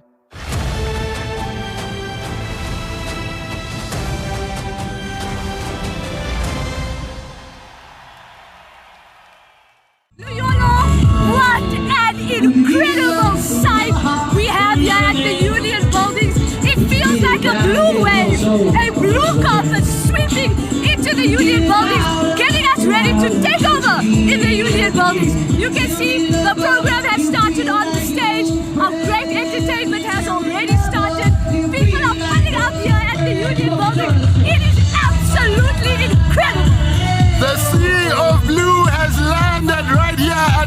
union buildings. I cannot believe it, Nasli. It looks incredible. It is a historic day. The DA is here. The DA is shaking Tshwane today, where we are launching the National Manifesto Launch. But Nasli, right now, we are talking about cadre deployment. I have with us Dr. Leon Schreiber, the DA Shadow Minister of Public Service and Administration, as well as Silo Sitlulu, the DA Shadow Minister of Public Works and Infrastructure. Leon, Silo, welcome to the broadcast. The viewers might not know this, but we were getting down just before we went live. Silo, how do you feel being here today? Nez, it is absolutely fantastic, absolutely amazing. If there is a party that stands ready to rescue South Africa in these elections, you can look for yourself. This is a party that is serious about rescuing South Africa and bringing change to this country. Leon, how are you feeling today? No, absolutely fantastic. I mean, I don't think we've ever seen this energy, this level of enthusiasm, and this level of determination from the DA that now is the time to rescue South Africa, and you can just feel what is coming in this election. Yeah. Leon, just to stay with you, today, of course, is a historic day, but a lot of people at home want to know, what does this term cadre deployment mean? Can you explain that for us? The simplest way to think about it is that cadre deployment is the reason why you don't have electricity. Cadre deployment is the reason why your taps are running dry. Cadre deployment is the reason why millions of young people cannot find work. Cadre deployment is the reason for the decline that we are seeing all around us in South Africa. So if we want to rescue this country, then we must abolish cadre deployment, because what it does is it robs people of opportunity. It reserves positions and powerful positions for ANC cadres on the basis of loyalty, not on the basis of their ability to do the job. That is why we must get rid of it. If we want electricity, if we want water, if we want job opportunities, if we want a prosperous future, we cannot have cadre deployment anymore. Selo, let's go to you. Can you tell us how has cadre deployment basically destroyed service delivery and infrastructure? Just to emphasize on Leon's point, if you take it in the context of municipalities, how many municipalities are currently collapsing in South Africa, you can literally really take that to the root cause being cadre deployment. These are people who are in positions within municipalities that don't deserve to be there. That is why municipalities in this country spend billions of rands on consultants, whereas there should be internal capacity within those municipalities. Infrastructure such as water, internal roads, provincial roads are all collapsing because we've got companies that are aligned to the ANC, that are being given contracts, that are doing a shoddy job of the infrastructure that is supposed to act as a service delivery to our communities. So that is precisely the reason why Dr. Schreiber has been fighting so hard to make sure that we as the DA collapse cadre deployment once and for all, so that we can be able to give people merit-based appointments in municipalities, provincial departments and national departments. Leon, the DA has just won a massive case in the Constitutional Courts this week. Can you tell us more about it? Yes, this case is an absolute historic achievement, because what we got is an order from the highest court in the country saying that the ANC must make public its complete records of cadre deployment, dating back all the way to January 2013, when the current president became the chairman of the cadre deployment committee. This is very important because for the first time we will see how Mr. Ramaphosa was involved in laying the foundation for state capture. Because we must remember, state capture, corruption, failing service delivery could never have happened if the people who captured the state weren't appointed in the first place. These records are going to show us that the ANC is indeed accused number one when it comes to the collapse of service delivery and of corruption in South Africa. And this helps us with our bigger mission, which is ultimately to declare cadre deployment unconstitutional and wipe it away from the face of this country. Thank you so much, Silo. Thank you so much, Leon, for being here today. We can see thousands and thousands and thousands of South Africans making their way into the union buildings. Leon, what an inspiring sight. Nasli, it's indeed a crazy environment right now. Blue has taken over Tshwane. But if you are watching at home, don't forget, if you're not registered, you still have time. Make sure you go to check.da.org.za and make sure you're registered to vote. Leon, I'm sure Kwena is somewhere around here. Yes. Let's check back in with Kwena. Over to you.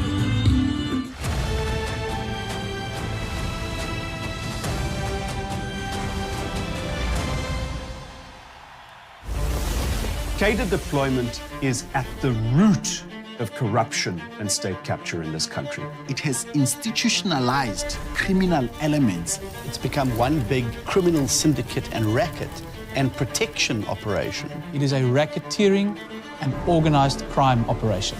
It is a recipe for disaster.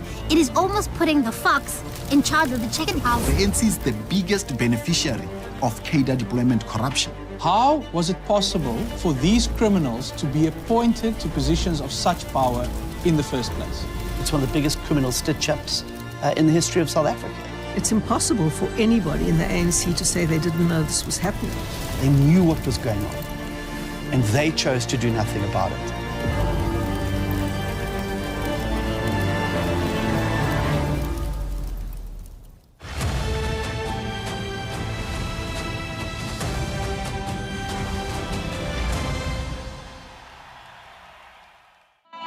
Thank you so much, Nazli. Yes, we have finally arrived at the Union buildings. There are already thousands of DA supporters here, and more are making their way in every second. This place is already pumping, but it is going to be packed inside the next 20 minutes. I'm so excited.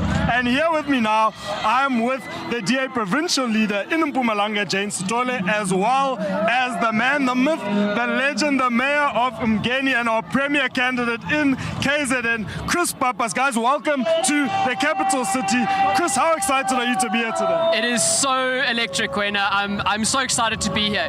You know, for the first time in a very, very long time, many South Africans have hope, and this is the culmination of that. So I'm so excited to be part of this moment in history for all of us. No, absolutely amazing. Jane, how excited are you to be here? Oh, what a historic moment in our history, Kwena. It is so electrifying. You can see the environment. People are excited for the first time after a very long time that people are now dreaming of a South Africa that will include all, a South Africa where we will all feel at home, and we are quite excited about that. Now, Chris, the work you're doing in Mbongeni, you've captured the imagination of South Africa and the world, and now you're putting your name forward to be Premier of KZN. What are your plans for the province? Absolutely, I'm so grateful to have such an incredible team in Mbongeni, changing lives every single day, like many DA governments across South Africa. But we have some fundamental problems in KZN that we need to solve. We need to bring dignity through job creation, economic growth. But finally, there's a plan, and that's what we're here to do today, to say we can rescue KZN, we can rescue South Africa, and the DA has a proven track record to do it. So I'm super excited to hear what John has to say. I'm super excited to go back to my own province and tell the people of KZN that there's real hope and real change on the horizon. No, thanks. Now, Jane, what are you most excited for on the program today? Yo, Kwena, the program is packed. I'm looking forward to our leader, John Steenhuisen, laying down the DA's blueprint to saving South Africa. This country is worth rescuing, and I can't wait to hear what our leader is going to put on the table for South Africans. It's quite an exciting moment for us. This today is making part of history, and that is why we are looking forward to this DA blueprint. Thank you so much, Jane. Thank you so much, Chris. Before you go, I was speaking to Roy Jenkelson earlier, the premier candidate in the Free State. He showed us his move, the Roy toy, and he said that you can't dance. Now, I've voice showed with you before. Jane, I know you've seen the videos. I think that you need to show Roy what you can do. So I think KZN and Mpumalanga, we really got the moves. Jane, should we show them? Let's show them. But he's got to join us. Let's show them. I'm going to join you, of course. Chris has told me what. Thank you so much. What a vibe here at the Union buildings. Back to you, Nazli and Yolo, in the studio. I'll be seeing you soon.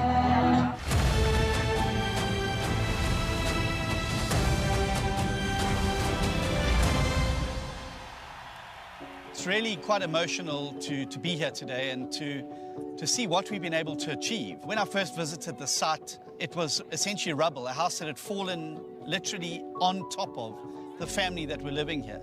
And I made a promise then, because there was such a terrible circumstance, that we would fix it. Well, not only have we fixed it, we've built a whole new house. And it fills me with immense pride to see what the DA's been able to achieve. A promise kept to the people in this community. I'm immensely proud of the party, and I'm immensely proud of this community who've rallied around this family. I'm proud of the donors who assisted with funds so we could give this family back their dignity. There's so much to be hopeless about in South Africa, but days like today fill me with enormous hope that we truly can change this country, that we can move forward together, and that we can make South Africa the wonderful place we all know it can be. Get help registering to vote at check.da.org.za. Register to rescue South Africa.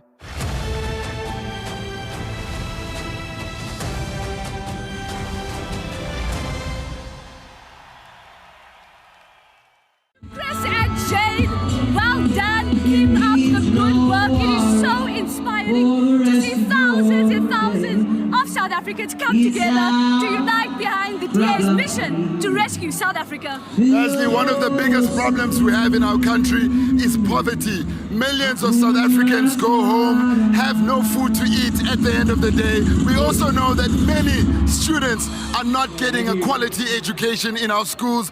Right now we're joined by the DA's, the DA Shadow Minister of Basic Education, as well as Mam Bridget Masangu, the DA Shadow Minister of Social Development. Mam Bridget, Bax, welcome. It's so good to have you here. Mam B, I'll start with you. How are you feeling today?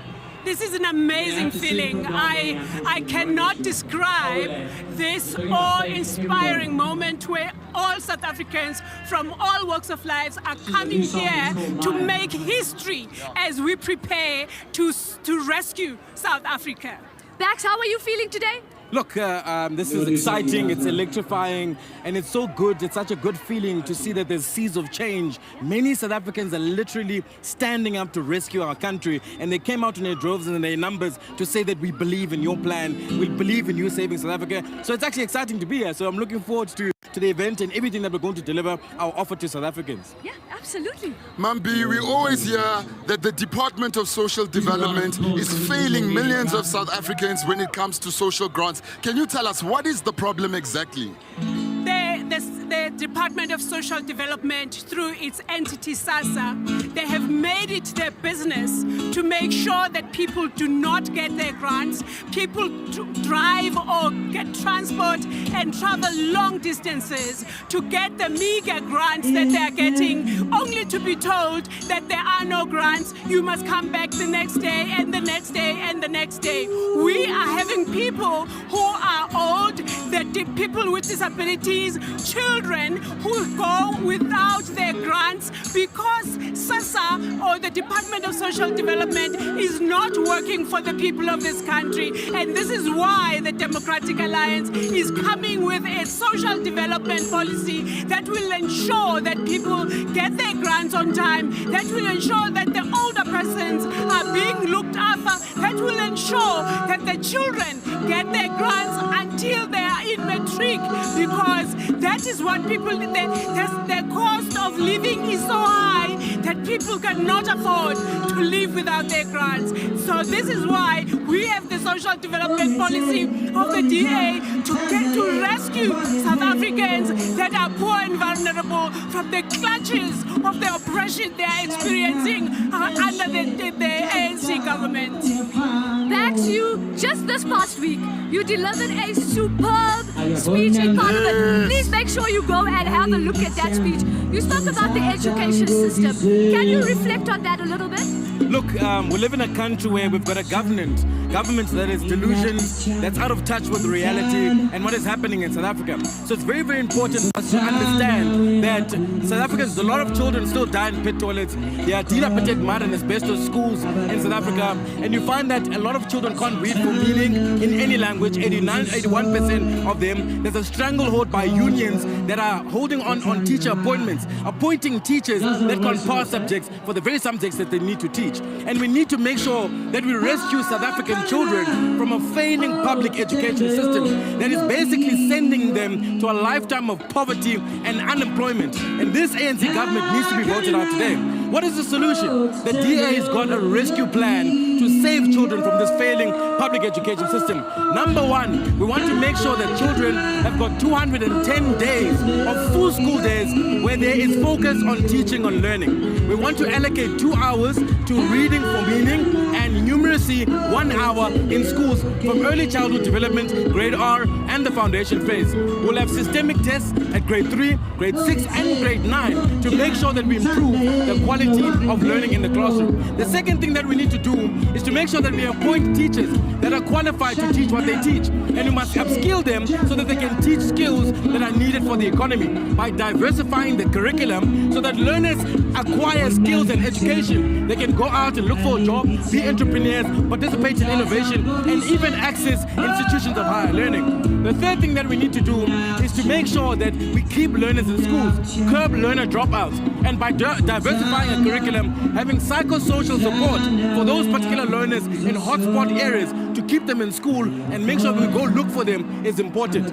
We've built schools in 65 days in the Western Cape, 2 months. We can use alternative models of technology and infrastructure to make sure that we eradicate pit toilets, we build labs, libraries, so that children get good quality education. Whether in Kailija or they are in Umbu, Cape Town, Soweto or Tshwane, they get the same best quality education. Mambi, the cost of living in South Africa is out of control. Can you just quickly tell us, what is the DA going to do when it comes to the high living costs here in South Africa? The Democratic Alliance has solutions for the cost of living that is so high. As the Democratic Alliance, we will ensure that we increase the list of the items, food items that are zero rated in the VAT, so that people can afford more items that are nutritious, so that we can get rid of the situation where we have 27% of our children being stunted. So that is all done, and it has been, it's a solution that is coming from the Democratic Alliance to say we have seen, we have heard all the cries of the people of South Africa, and we are saying some items, more items, must be zero rated when it comes to VAT. Thank you so much, Ma'am Bridget and Max, for being here today. South Africans need a government that put the people first and not the politicians. And the Democratic Alliance has a manifesto that will do exactly this. Don't go anywhere, stay tuned. Kwena must be somewhere around here. Kwena, show yourself. While we get to Kwena, Leolo, I have to see what is happening behind us. Yeah, let's do that.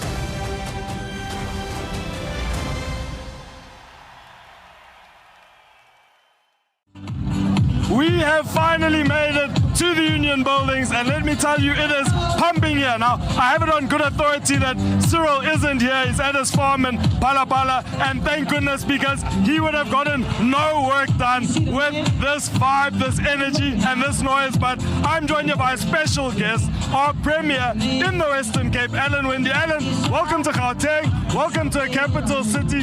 How do you feel being here today with thousands of DA supporters? I feel so excited, but I feel so proud. I mean, look at this building behind me, and it's blue. Check out the blue, it's amazing. And the vibe with the people walking up the street, looking back and seeing just this road full of blue, and now it's all here on the lawns. It's just amazing, and this is a taste to come. We need to rescue South Africa, and it's on its way. It is truly on its way. We have made our way to the Union buildings, and we will continue until we make our way into the Union buildings when the elections happen. Now, Alan, the Western Cape has continuously had the lowest unemployment rate in the whole of South Africa. What is the DA doing differently there?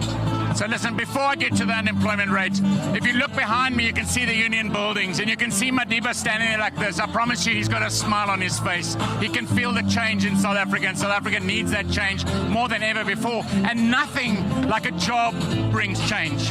You know, I was saying in the Western Cape that nothing puts food on your table like a job, nothing gives dignity like a job, and nothing stops a bullet like a job. If you want to address crime, you've got to create employment. And I'm so proud of the Western Cape and our 20% unemployment rate. And with the bumper season that we've just had, I want to see it come below 20%. But 8 out of every 10 people in our province who are eligible and looking for work have work. And we've got a 20% unemployment rate. I mean, that's amazing. It is so starkly different from the rest of the country. 8 out of 10. That is an absolutely amazing stat. The Western Cape just continues to be a beacon of hope for the rest of South Africa. Now, Alan, there has been a massive disinformation campaign around the Western Cape Powers Bill. I want you to set the record straight here, right now. Okay, so when you are in power, you've got to look at different ways on how to make things better for your citizens. And the one big issue that we face is national government failure. And so what do you do about it? I mean, we've been campaigning for 5 years on the change of policing powers. So legislatures, which is where we all go to Parliament, we do legislation. And so we are crafting a bill now, a powers bill, to say if you can't deliver the service to our citizens, then we are going to take that power through a process. And that's what this bill does. And of course the ANC are going to freak out and march and go crazy because they don't want to let go of that power. But at the end of the day, it's the citizens that are not getting the services. It's plain and simple. So they're freaking out, they're marching. But if you ask those ANC t-shirts in front of our public hearings, are you happy with the services of the ANC? I bet you every single one of them say no. So our plan is, let's take the power away. But in actual fact, we're going to take the power away in 2 ways. One is through devolution of power, federal power to provinces. But the second is we need voters to help us take the power away here behind me. And that's why we have to rescue South Africa. Yeah, it is so important that we're on this rescue mission. Wow, it is loud here. I'm loving the vibe. I mean, it is absolutely amazing. Now, I'm so glad that you mentioned policing and the devolution of policing. Why is it so important that we take that to its lowest possible level? Yeah, of course, because crime is felt on the ground where citizens live, not here in Pretoria. And they make decisions here about Mitchell's Plain and Lavender Hill and Philippi, and they make decisions about places that they don't even know exist. And that's why you see, if you go to the murder hotspots, in those murder hotspots, they have the least policing per citizen. So you'll see across the Cape Flats where crime is the worst, we only have 1 police officer for every 800 citizens. Where crime is not as bad, it's 1 police officer for every 400 or 500 citizens. Now that decision can be made in 1 day here behind me. They don't even know where it is. So we want the power to make that decision where policing goes, and we've shown it with the LEAP officers, and we've shown it with a safety plan that we've just chosen the hotspots. Just 1,300 officers have changed us from the murder capital of the world to a reduction in murder. Every other province, murder goes up. In our province, it plateaus or comes down.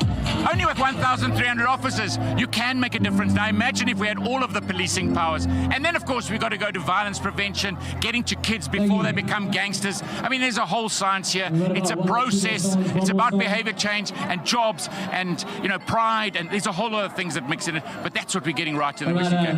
Absolutely amazing work. Finally, what would your message be to all of the South Africans watching at home in the run-up to this historic and such an important election?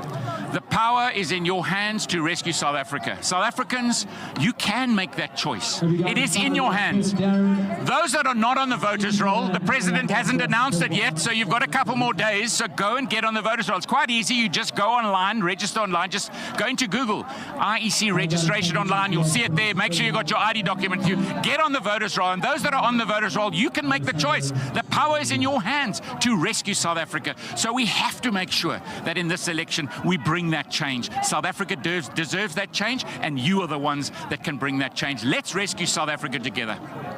Alan, thank you so much. Wow, what a vibe it is here on the ground. I think, Nazli Leolo, I'm going to have to join you soon. I want to see the view from up there. So for now, back to you in the studio. Thank you so much, Alan.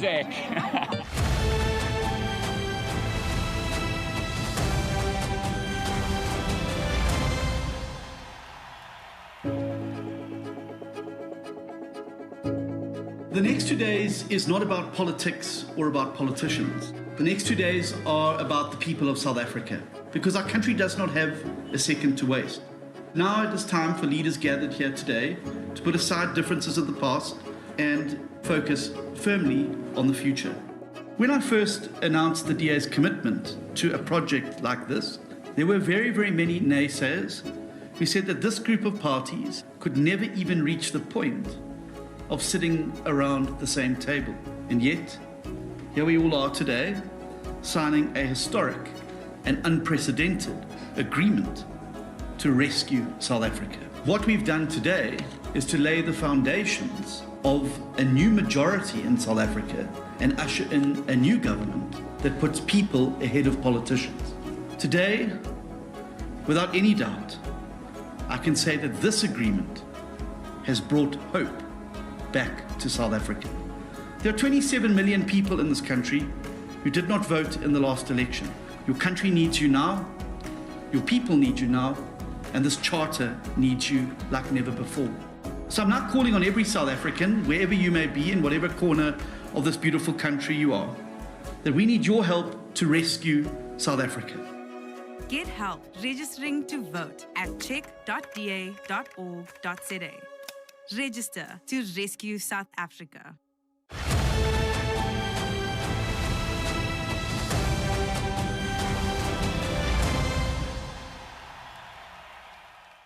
Welcome back to the DA National Manifesto Launch. Nazli, what a crazy, crazy atmosphere we have here. There's so much energy, there's such a vibe. Nazli, what do you think? Absolutely. For everybody at home, make sure you don't go anywhere. You don't want to miss anything. We'll be right back. Thank you so much. You guys have been amazing.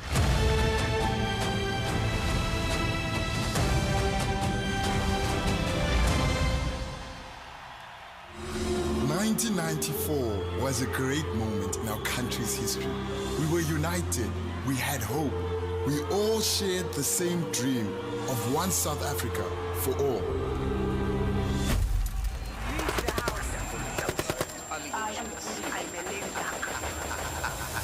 That dream has been hijacked, corrupted and sold out by the power-hungry and corrupt. They divide us with anger and hate. Corruption is killing our country. Those who have betrayed the struggle are the ones in power who have made themselves rich, while the poor go hungry. This is not what we were promised. More empty promises, more unemployment. For 25 years, we have waited. We are moving backwards. The choice before us is simple. Either we make a change and move forward, or our dream dies. Only you have the power to bring change.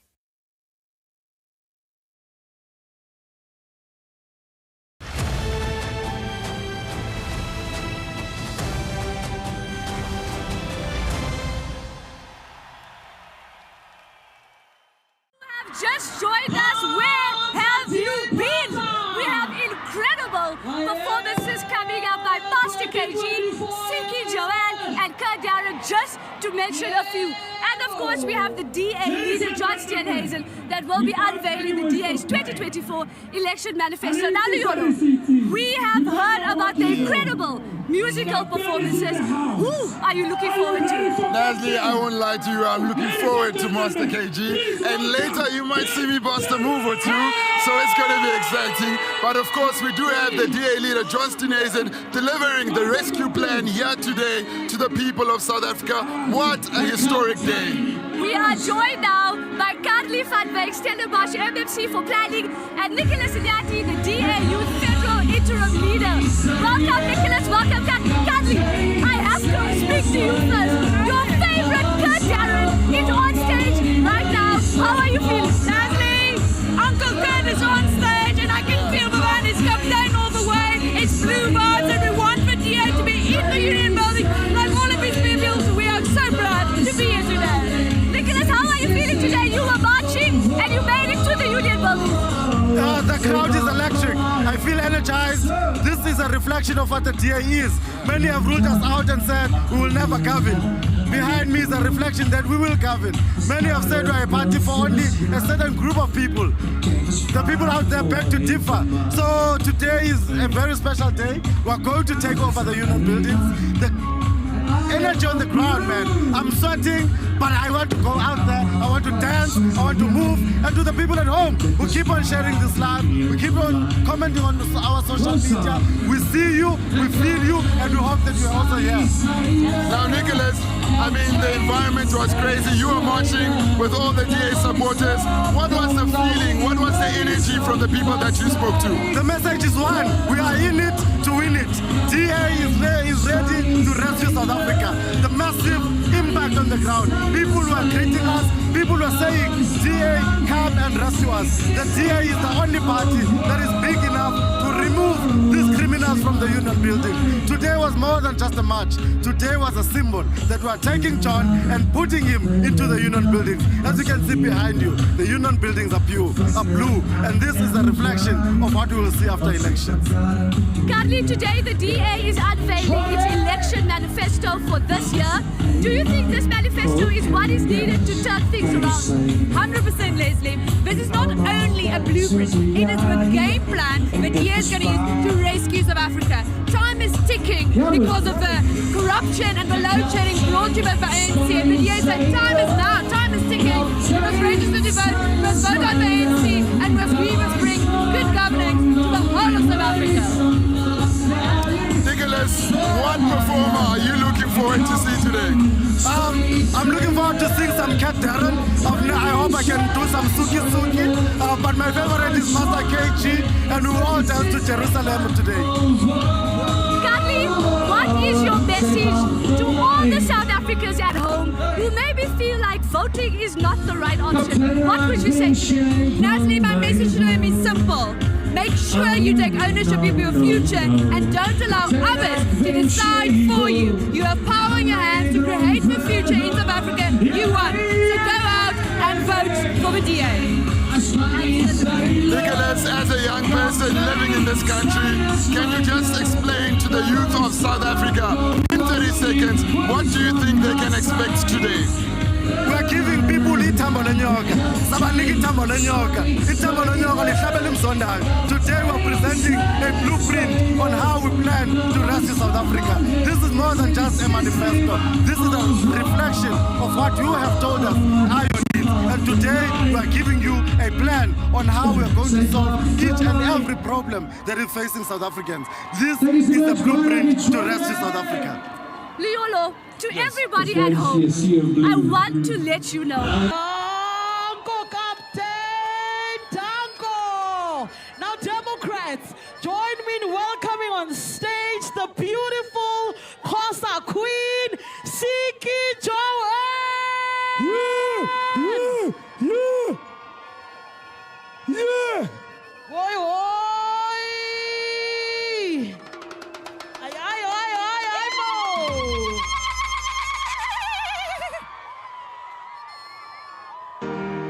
Namaqabaqabimbal akhatha amagqika athi qiqisho zingqomthweni la Amaqabaqabimbo aqhatha amaqhuka athi qikisho zingqondweni amadoda ayoyika lamaqabaqabimbo aqhatha amaqhuka athi qikisho zingqondweni igqirha lendlela kuqongqothane igqirha lendlela kuqongqothane igqirha lendlela kuqongqothane igqirha lendlela sele qabele qitha nikhona sele kubule qithaba kuthiwa nguqo andiniva sele qabele qithaba hayibo sele kubule qithaba kuthiwa nguqo. Can you sing with me? Hayibo iqirha lendlela kuqongqothane igqirha lendlela igqirha lendlela hayibo igqirha lendlela igqirha lendlela igqirha lendlela sele qabele qitha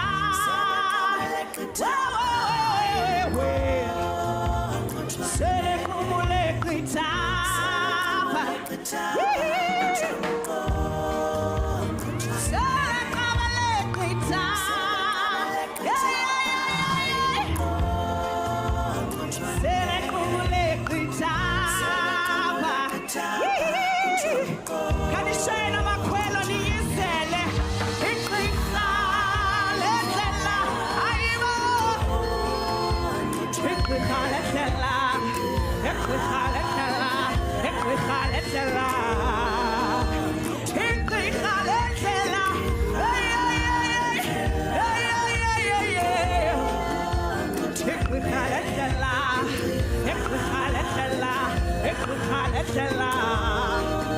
Good afternoon, Johannesburg.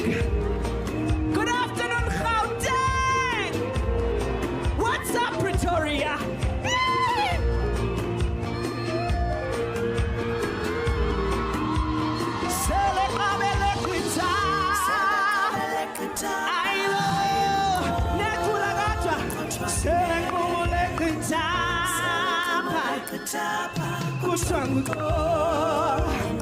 Sele qabele qitha kanenzeni kanje ke umbrella zenu hayibo sele kubule qitha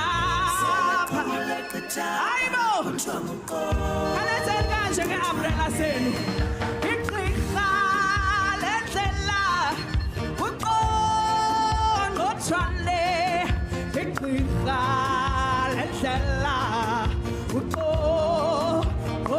last time igqirha lendlela kuqongqothane igqirha lendlela kuqongqothane molweni sanibonane ake siculele enye ingoma sobabini just mina nawe nje culela wena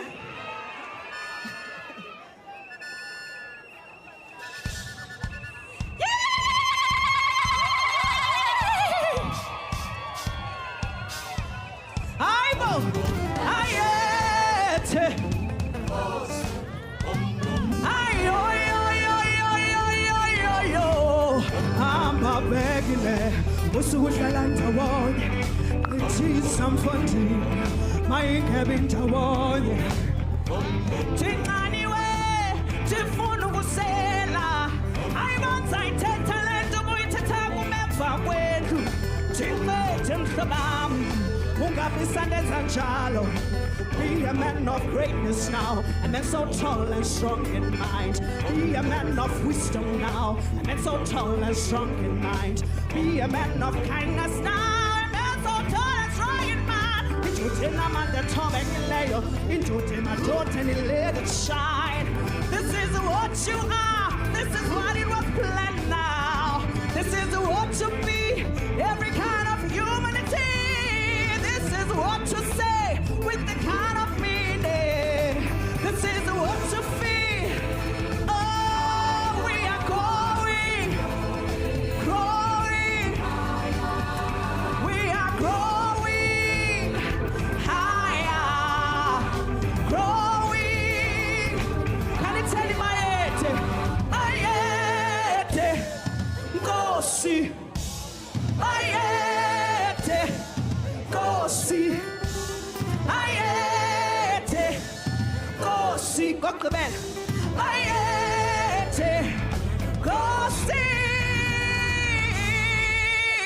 Niyamazi uvula indlela, niyamazi uvula indlela. Ake simculeni bethu nani. Khanize leni bethu nani. Hayibo, ma-Afrika mahle.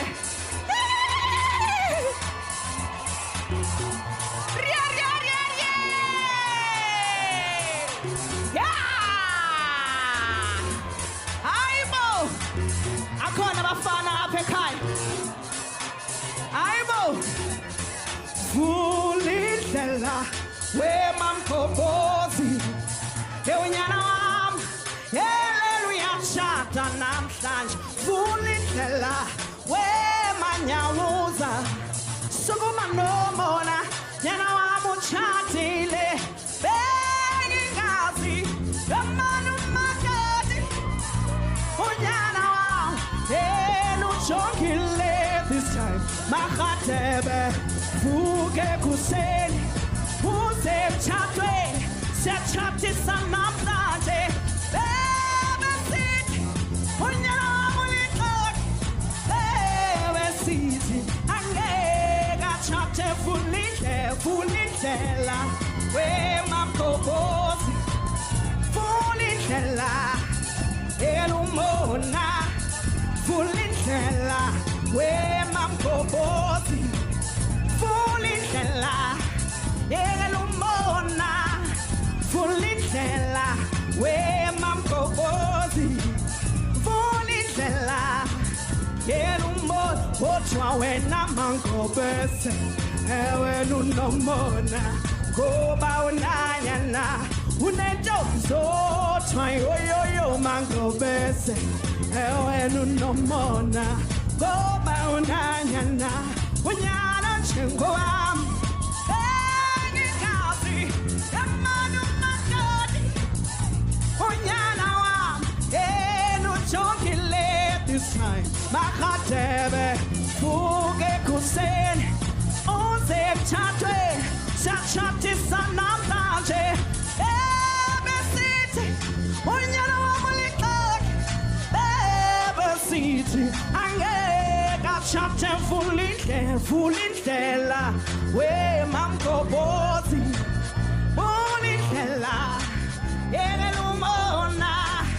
Vula indlela wemamgobhozi. Vula indlela elumona. Vula indlela wemamgobhozi. Vula indlela elumona. Vula indlela wemamgobhozi. Vula indlela elumona. Vula indlela wemamgobhozi. Jabulela elumona. Vula indlela wemamgobhozi. Vula indlela elumona. Enkosi. Yebo. Hoi hoi, Siki Jo-An, hoi hoi. Hoi hoi. La de Kosa Queen halala. Now Democrats, allow me to welcome on stage our very own superwoman, our very own queen,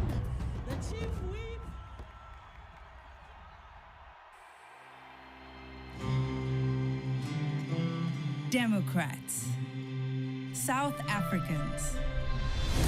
The Democratic Alliance is on a mission to rescue South Africa.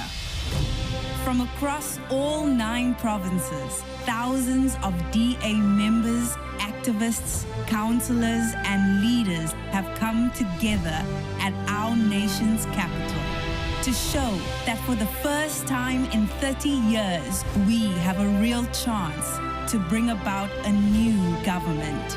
A new government that will stop corruption. A new government that will create jobs.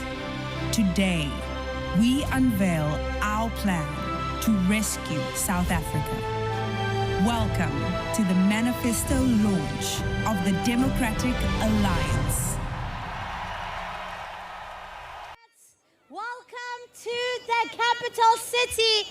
It is so good to have you all here to launch the manifesto that will rescue South Africa. We have here Democrats from the tip of the Southern Cape to the top of Masina, Democrats from all over the country. We have here Democrats, leaders of our party, from Mbongeni to Tembisa. That, Democrats, is the beauty of the Democratic Alliance. We have foot soldiers in every corner of the country. Viva DA, viva! We have descended upon the union buildings today as a statement of intent. Our goal is clear, Democrats. Together with the people of South Africa, we want to rescue this country. DA has embarked on a rescue mission that will make sure that the needs of every single person are met. But Democrats, we can only rescue South Africa if we remove the ANC government from the seat of power behind me. Masiti Pumani, ANC Pumani. Pumani, ANC Pumani. Democrats, we cannot trust the very same people who broke this country to be the ones who mend it. And that is why we've gathered here today. We are here to deliver an eviction notice. City, we are here to measure the curtains today. City, siyangena after election day, siyangena. To the South Africans at home, I want to say, I know that life has become progressively difficult 30 years into our democracy. Over 30 million people in our country are forced to skip a meal a day. Ngenxa yendlala esiyiphathelwe ngulo rhulumente. Abantu abatsha abanamisebenzi bahlele emakhaya, ii-degrees zabo ezifumaneka ebunzimeni bahleli phezu kwazo. Oosisi bethu banyanzelwa babalale nooceba be-ANC ukuze bafumane incedo. Abantwana abancinci bayasweleka, Democrats, yindlala. Bantu baseMzantsi Afrika, South Africa is not a poor country. It is a country that is poorly led. No country, no child in this country should be dying of starvation. When that happens, we must know that things need to change. And so, Democrats, that is why we are here today. We are saying no elderly person should live in fear in our rural communities, afraid of being raped and killed because law enforcement is under-resourced. It is a crime that millions of South Africans are drowning in a cost of living crisis while this government watches on. They are not moved by your pain, ngoba lo mbutho we-ANC ugcwele ohlohle sabo. Basikhohlakalele ngoba bacinga bana they will govern until Jesus comes. But I have news for them, Democrats. I have news for them, Dizoti Kubo. Ixesha lifikile. Sizoti Kubo, sizoli kupa. Millions of people are uniting behind the DA and will be voting on election election day, sizokhupha ezizikhohlakali from office. South Africa DA leaders will unveil to you our plan today. Our plan to make sure that we rescue people from poverty, that we get young people into jobs, that we keep our communities safe, and that we ensure that we are phela lo cimicimi ubulala imisebenzi. Phansi ngocimicimi, phansi. But Democrats, that plan can only be brought to life by you. We cannot bring the plan to life if you don't join us. It can be only implemented if you lend us your vote for the next 5 years. Isithembiso sethu sinye sithi thina imali yoluntu iza kuya ezinkonzweni zabantu. This mission can only take off if we put our hands together with the people of South Africa so that we can rescue our country, because it is our future on the line. It can only work, South Africa, with your support and your endorsement, because ultimately this is your rescue mission. Viva DA, viva! Viva DA, viva! Democrats, sekusele kancane. Sithi nca umuntu wegroundini nca. Sithi nca umuntu wegroundini sithi nca. And now let us stand together and sing the national anthem.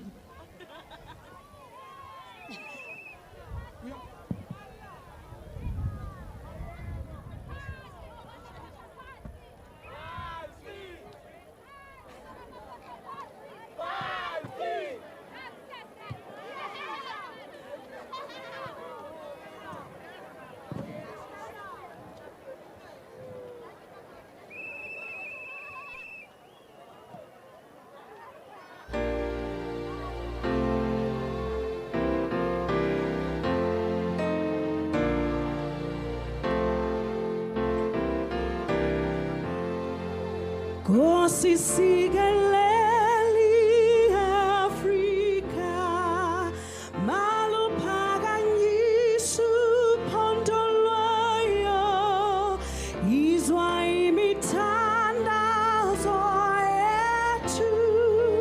Kosi sigelela thina lusapho lwayo.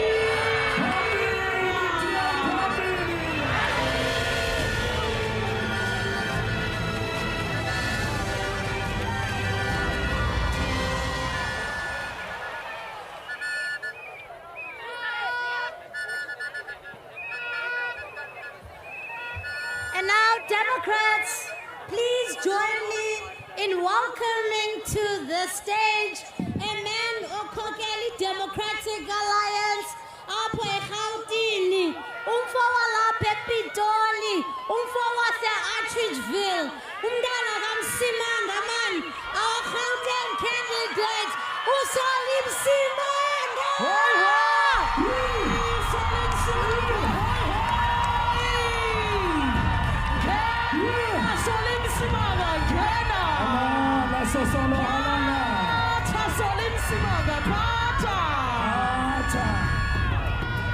Halala Democrats, halala! Halala Democrats, halala! Welcome to Gauteng. Ke batla le botsisa hape man. Le teng mona. Are you here? Halala Democrats, halala! Welcome to the province that will soon be rescued. A province that will soon be a blue province where we can then make things to happen here. A province that will soon become the beacon of hope yet again. We want to welcome you to a province that when it sneezes, South Africa will catch a flu. Welcome also to the union buildings. This is where in 1994, Ndate Nelson Mandela stood and said, let there be bread for everybody. Where he stood and said, let there be a dignity of life. But little did he know that a number of years later, that dream that he had was going to be turned into a big nightmare. And we need to rescue South Africa. You know, I'm not going to call that other party by name. And I've said to all of you, and I've said to the Democratic Alliance, let's stop calling their name because they must be irrelevant to all of us from now on and going forward. We need to make sure that the only thing that reigns in people's heads is the name Democratic Alliance. Most importantly, today, as we stand here, we are gathered to say we want to welcome everybody to a future of South Africa. We want to turn the nightmare that we've just experienced in the last 20 plus years into a new era of prosperity going forward. A future where there will be jobs, a future where every person will walk with dignity, with safety, a future where all of us will belong, not only those that Panyaza Lesufi want to hold back so that they don't vote for somebody else and promise them jobs. We want a future where your skin color is not going to determine the prosperity that you will get in South Africa. I want to welcome Democrats from all provinces, from Mpumalanga,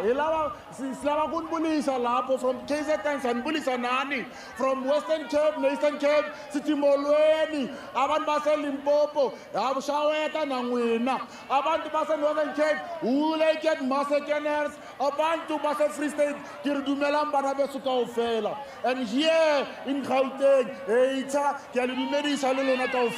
I want to then say, come here to where the future, a bright future is starting. I am fighting to win Gauteng because I know that this can be a magnificent province that is worth rescuing. I believe that South Africa is worth rescuing. To everybody watching at home, you are watching the DA assemble in Pretoria in our thousands. And today we are coming to you with a very, very big statement of intent. We as a Democratic Alliance declare our intent here today. This is the biggest march in the history of the party. And a sea of blue is moving through the capital city to the union buildings in a big statement of intent. This is the next door where we are saying to the President, Ndate Cyril Ramaphosa, we are ready to come take over here. We are ready to come take over Panyaza Lesufi. We want you out because you failed the people. We believe that this historic mission to rescue South Africa and to rescue the people of Gauteng is indeed for you, the people of South Africa, the beautiful people of our province and the beautiful people of our different municipalities. Today, the Democratic Alliance will launch our plan to turn this country around. The moment has never been profound. This time has never been better. The odds of change have never been more in our favor, and we want to say we are ready. With this plan today, we will take every South African on board to be part of the rescue mission to save South Africa. The rescue mission needs each and every one of us to make sure that we play our part. Every South African who believes in the rescue mission, hear our plan today. We welcome you. We want to work with you. We want to save South Africa together. And I want you to remember that the power of one, every election can be won or lost by one vote. Tsamaya o ilo botsisa mabokoboko. Tsamaya o ilo botsisa ba fetileng pele ba ba kgonneng ho win a World Cup by only one goal, and we can do it by only bringing one additional person. Be part of that history to rescue our beautiful country with this plan.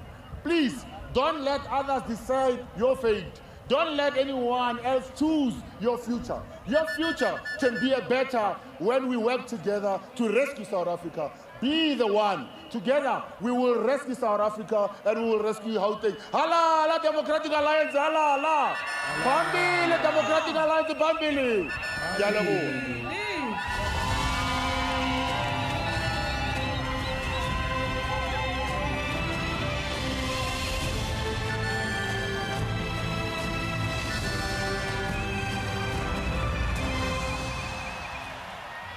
Viva Democrats, viva! Viva! Viva DA, viva! Viva! Siangena Union Building, Siangena! Siangena! Democrats, we are almost ready to call our federal chairperson to the stage. However, while we do, the DA leadership is now making its way to the stage so that they can be able to join us on the stage soon. But now, please help me welcome a son of the Veskap, usihlalo wombutho wethu, umphathiswa wezolimo eWestern Cape, our federal chairperson, Dr. Ivan Bear.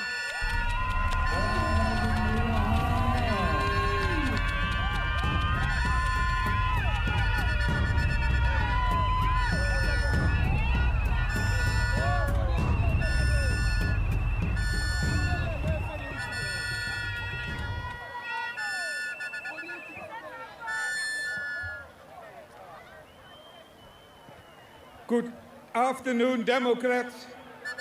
In 2024, South Africa will be making history. The emergence of a new government is not merely a future possibility. It is now a reality and within our reach. We are now in a clear position to defeat the ANC in a free and fair electoral contest. The situation signifies more than a close proximity to the union buildings. It signifies a new government for the country. We are now electorally closer to the union buildings. We will not only defeat the ANC, together we will defeat the unemployment crisis, the crime crisis, the corruption crisis, and the poverty crisis in South Africa. We are now at the union buildings today to give a clear message to the ANC government. Today, we are serving a notice to the ANC, pack up and go. Your time is up. The event here today is also the eviction notice of the ANC in the union buildings. The ANC eviction notice will take effect at this year's election. We are ready, and we have already in South Africa a lame duck president. We have a lame duck government in South Africa, and the people of South Africa simply had enough. We want a new government in this building over here, in the union buildings. We want a government that serves all the people. We want a government that cares for all the people. A government that does not steal your money. Today, we launch our election manifesto. The manifesto is not a list of empty promises. The manifesto is a product of research, data, and evidence. We believe in evidence-based governance and data-led governance. And this data and the evidence suggest that we must focus on the following issues. Number one, unemployment. Number two, the energy and the water crisis. In some towns, there are no water. Crime, corruption, and lawlessness. We will end cadre deployment and the lack of service delivery. Poverty and inequality. Poor education, poor health care. We will fix it. That's the promise from our manifesto. I want you, as you stand here, imagine a new government in the Union building. I want you to imagine a government that governs with humility. I want you to imagine a government that cares for all the people in South Africa. I want you to imagine a government that is free from corruption. I want you to imagine and visualize a government that prioritizes jobs, safety, and free from load shedding. Imagine you have a president who speaks the truth, a president that is looking forward and not looking backwards. Imagine that we have a president in South Africa that honors the oath of office. I want you to imagine a new government honoring the Constitution in South Africa. I want you to visualize your child getting a decent education. I want you to visualize that your children are playing in the street without having to fear for their safety.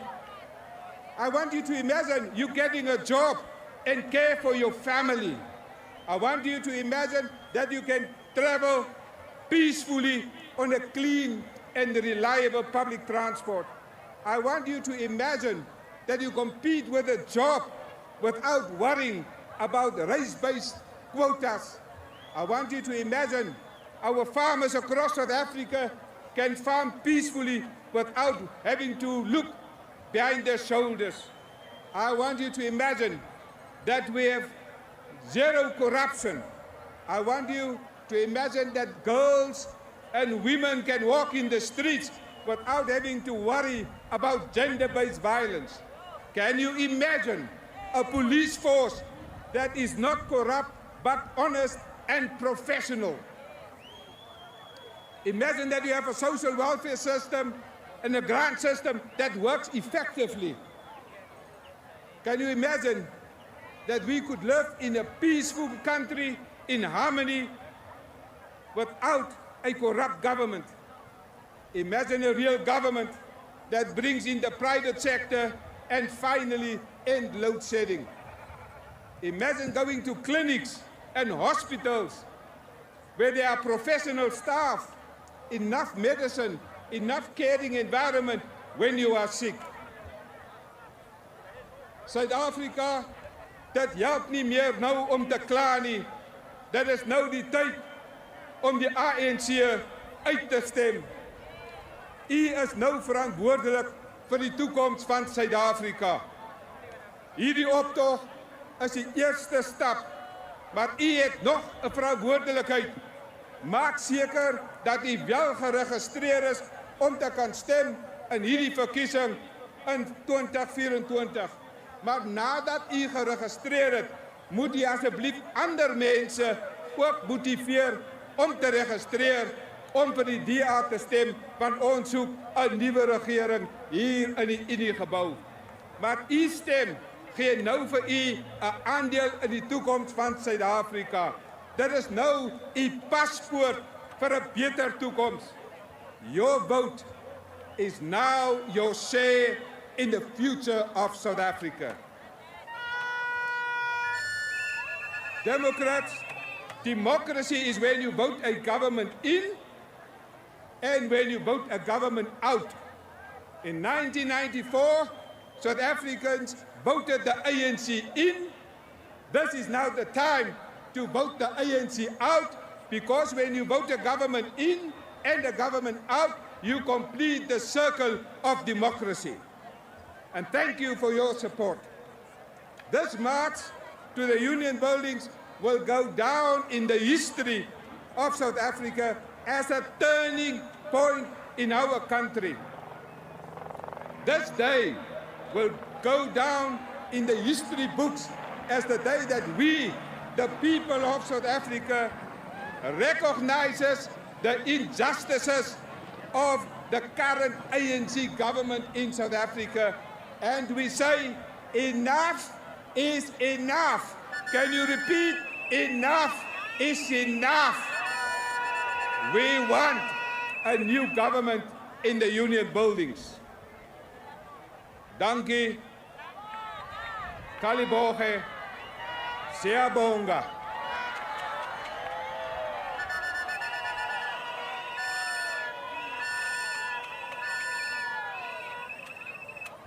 I want you to imagine a new government. I want you to imagine a leader walking up the stairs of the Union Buildings.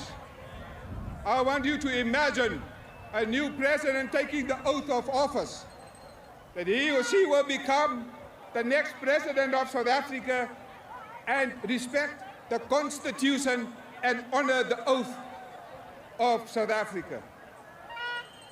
I want you to imagine a change in the Union Buildings.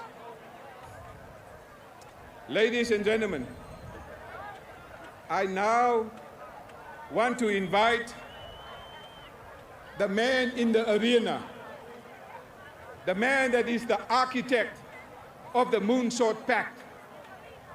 That man is the leader of the official opposition in the parliament in South Africa. I invite the man who led this march with Solim Simanga and our provincial leaders and members of the federal executive to the Union Buildings. I now want to invite the man that will, after today, take our manifesto across South Africa. I invite the man of the people. I now invite John Woolligate Steenhuisen to deliver his address.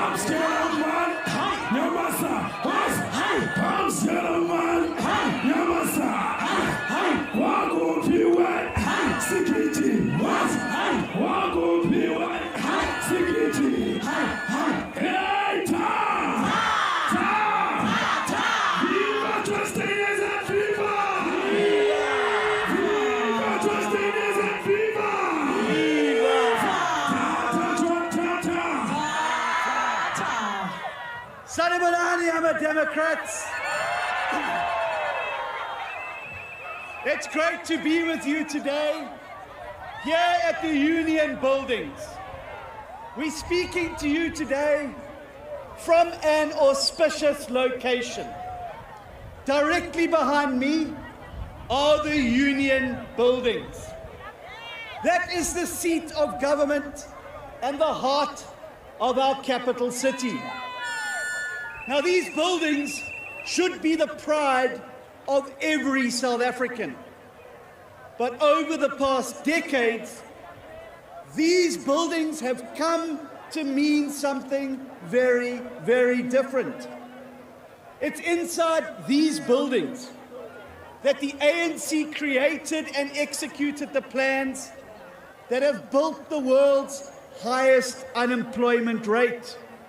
They've unleashed from those buildings violent criminals on innocent people, and they used those buildings to capture the state. Pansy ANC, pansy. It is inside these buildings that the dreams of millions of hopeful people, including Tinswalo, were betrayed. They were betrayed in those buildings. These same buildings that once served as a symbol of hope when President Nelson Mandela took his oath of office here, have under the ANC been reduced to a crime scene. They are a crime scene. So we are not here today, Democrats, by accident. Our meeting here today is a signal of intent. The Democratic Alliance is launching our 2024 manifesto from the Union buildings because we today are sending a clear message that in this election we are in it to win it. That in this election we must rescue the Union buildings from the clutches of a corrupt government, and we must restore them to their rightful place as a symbol of pride for all South Africans. In every election before this one, everybody knew that the ANC would win. The only question was by how much. As a result, in every previous election, the DA's primary task was to consolidate the strongest possible opposition to the ANC, to prevent the worst from happening to our country. But Democrats, I'm here to tell you that all of that changes today. Because today, we embark on a new path and towards a new objective. In this election, the DA isn't going to oppose the ANC. In this election, the DA is going to defeat the ANC. For the first time in our democratic history, support for the ANC is set to drop below 50%. It is a party of the past, a party in terminal decline, being ripped to shreds from all sides. The truth is that the ANC was already on its knees before Jacob Zuma's MK party entered the fray. And as we speak here today, MK is devouring millions of ANC votes. And the ANC only has one man to blame for its demise, and that man is Cyril Ramaphosa. Because for decades, he did everything in his power to enable and protect Zuma. Ramaphosa even freed 15,000 criminals just to keep Zuma out of jail. But today, that very same Zuma is helping to evict Ramaphosa from the Union buildings behind me. The demise of the ANC has now volleyed the gate for the DA to achieve what was once considered unthinkable, to be able to be a party of national government. In this election, for the first time ever, the DA has a clear path to victory. Now, many of you were at our Federal Congress in April last year when I first announced the DA's commitment to the formation of a moonshot pact to rescue South Africa. Do you remember that at Congress? We were excited about the future because by bringing an end to opposition infighting and consolidating like-minded parties into a cohesive bloc, This formation, which is now known as the Multi-Party Charter for South Africa, offers South African voters the best prospect for political change since 1994. And the DA feels a profound sense of responsibility towards the Charter. Given our size, given our proud track record of clean and accountable government, and our success in delivering services and jobs where we govern, the DA is now committed to becoming the strong, stable anchor party at the heart of a new multi-party government to rescue South Africa from the ANC and build a new future. But in the DA, we don't just seek power for power's sake. For the DA, winning elections and entering government is the means to an ultimate end. And that ultimate end is to serve all of the people of South Africa by making their lives better. And that is why I am proud today to launch the DA's rescue plan for South Africa, our manifesto for the historic 2024 election. And this manifesto is the outcome of the most comprehensive policy-making process in the history of our party. It's built upon a raft of updated policies that we all adopted as a party since 2019. And in this election, a vote for the DA is a vote for a party with a clear plan to rescue South Africa.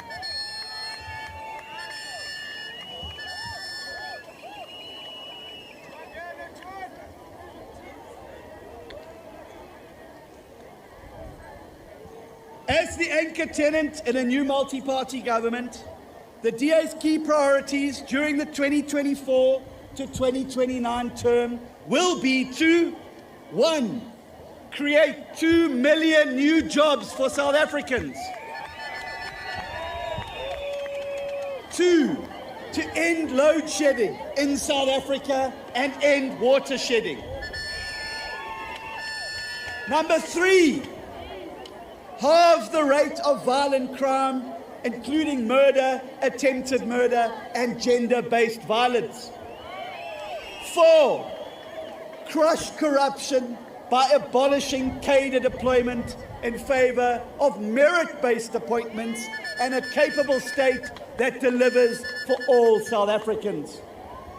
5, lift 6 million South Africans out of poverty.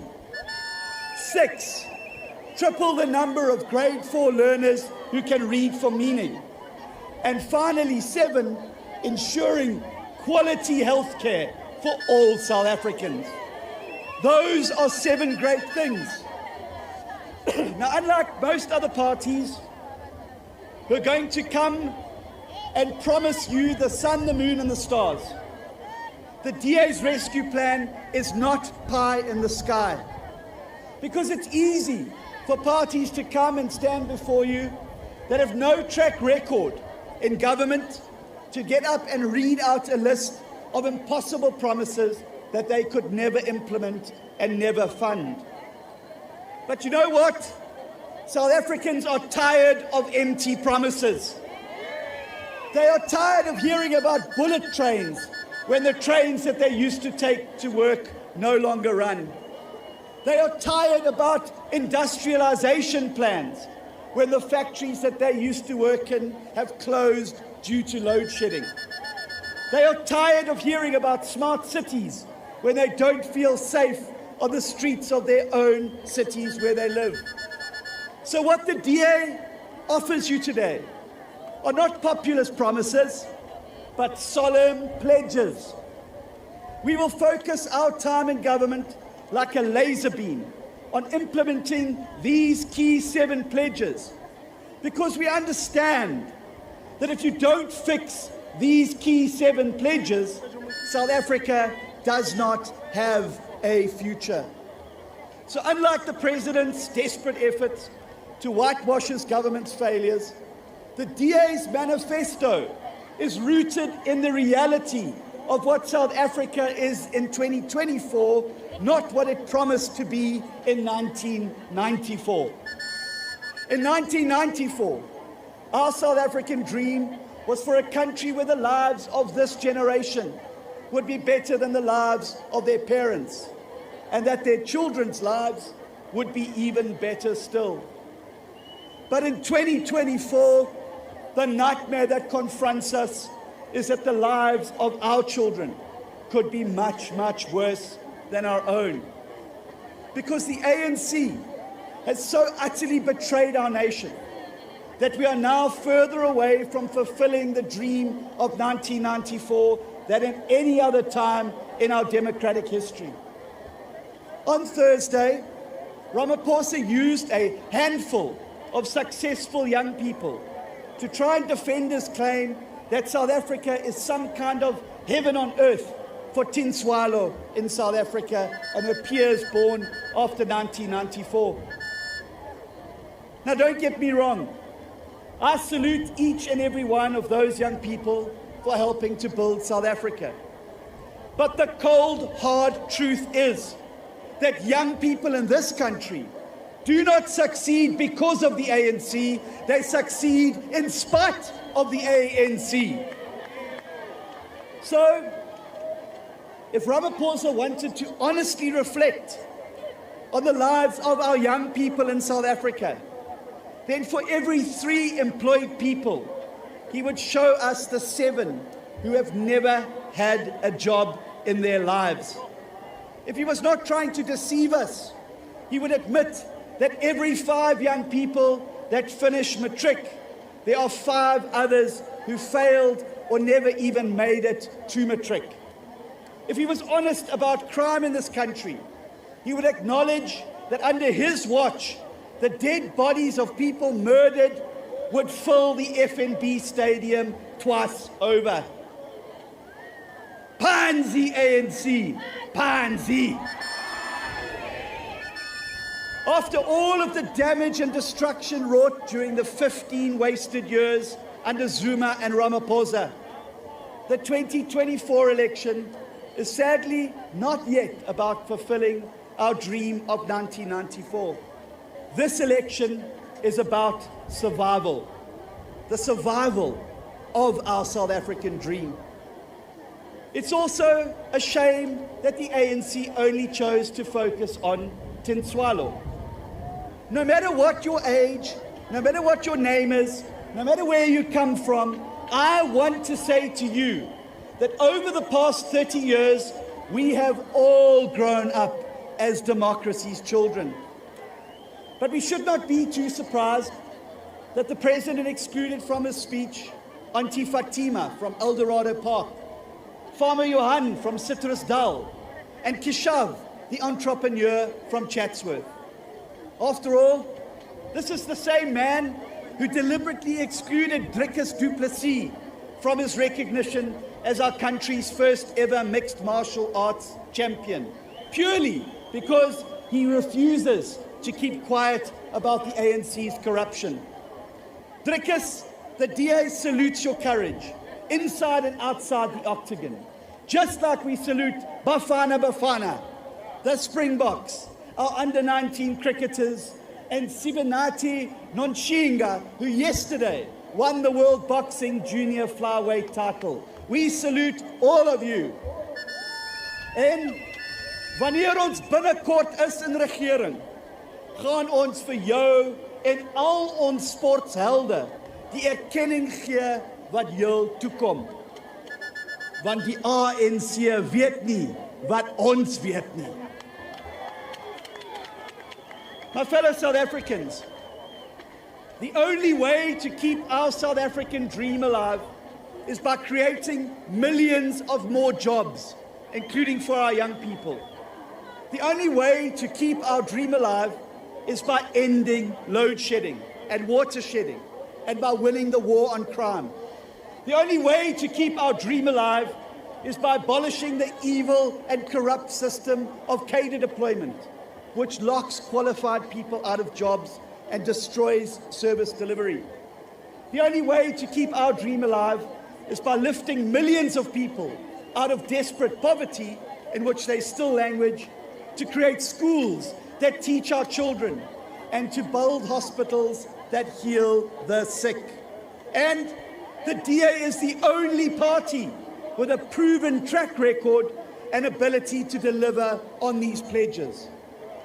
Where we govern in the Western Cape, 8 out of 10 people are employed, and we create more jobs there than any other province. Where we govern in places like Cape Town, we are already reducing load shedding while providing the cleanest drinking water and the best sanitation services in the entire country. Recently, the DA rolled out a groundbreaking new initiative that enables any household with solar panels and a bi-directional meter to become not a consumer, but a prosumer by being able to sell electricity back into the grid. And it's this same policy that sits at the heart of our manifesto's solution to load shedding for the whole of South Africa. We won't just do it in Cape Town when we're in the union buildings, we'll do it in every town and city across the country. And mark my words today, that the DA's work in Cape Town and the Western Cape is going to lead an energy revolution in this country, and it will be thanks to the implementation of DA policies. Where we govern, Democrats, we've also enhanced local policing through the LEAP program that has reduced violent crime by up to 40% in the most dangerous neighborhoods in the country.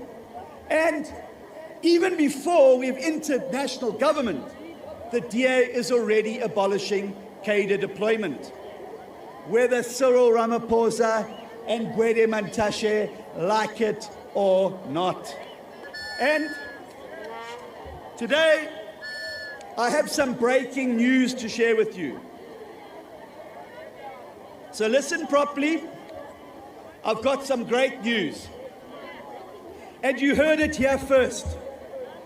As you all know, the Constitutional Court has given the ANC until Monday to hand over their skellum cadre deployment records, dating back to the 1st of January, when Ramaphosa became the chairman. Now, after delaying it for more than 3 years following the DA's initial request for these records to be made public so that we can expose Ramaphosa's role in state capture, the ANC yesterday came crawling back to the DA and they said, please, we need more time. Should we give them more time? Should we give them more time? No! I agree with you. So I'm going to go right back to them and say to them directly, no, you cannot have more time. You cannot have more time in government, and you cannot have more time to hand over these records. You've wasted South Africa's time for long enough. And we're going to say to them, you will comply with the Constitutional Court ruling, or we will make sure that all of you go to jail for the contempt of court, because that's where they belong. Not in the union buildings, they belong in jail. And we will use the precedent created that sent Zuma back to court and to jail, which includes prison time, to prove it. The ANC is so desperate to hide their cadre deployment secrets that they are now threatening to trigger a constitutional crisis to protect Ramaphosa, just like they did with Zuma. So the DA doesn't just talk about fighting corruption and building a capable state. Despite not even being in government yet, the DA is already doing more to rescue the state from total collapse than any other party in this country. My fellow South Africans, built upon our track record, the DA's rescue plan for South Africa will shine a bright light into an array of incredible spotlight into the darkness that threatens to blind us as a country. Now, let me be honest. It's not going to solve all of our problems overnight, because our problems in South Africa are many. But what these 7 key pledges will do is restore our country back onto the path of promise and give us the permission to once again believe in our great South African dream. So, instead of a government that tells you that it's not the end of the world when load shedding makes you unemployed or destroys your business, you can vote for a new government that ends load shedding. Instead of a government with a cowardly leader who's probably busy shredding the rule of law alongside the cadre deployment secrets as we speak, you can vote for a new government with a zero tolerance for corruption. Instead of a government that normalizes gender-based violence, gang violence, and farm murders, you can vote for a government that respects and values our women, our children, that fights gangsterism, and which protects our farmers. As I speak to you today from the seat of national government, I can say unequivocally, the DA is ready to take our rightful place in the union buildings. And make no mistake about this, the ANC knows it too. This past week in Parliament, they told us that the moonshot is their biggest fear. They were so obsessed by the moonshot that some of them were shouting, "Dubula Inyanga." And let me tell you, Dubula Inyanga, that's exactly what we're going to do in this election, Dubula Inyanga. Because we've got the size, we've got the people, we've got the experience, we've got the track record, and we have the plan to rescue this beautiful country before it's too late. And these aren't empty words. They're not empty words. The DA is present in every town, in every village, and every city across this country. And we are led by the strongest leadership collective in our party's history. And I'd now like to invite onto the stage our federal leadership. Let's give them a round of applause. Our premier candidates, our provincial leaders, our deputy leaders and chairpersons, and members of our federal executive. Let's give them a round of applause.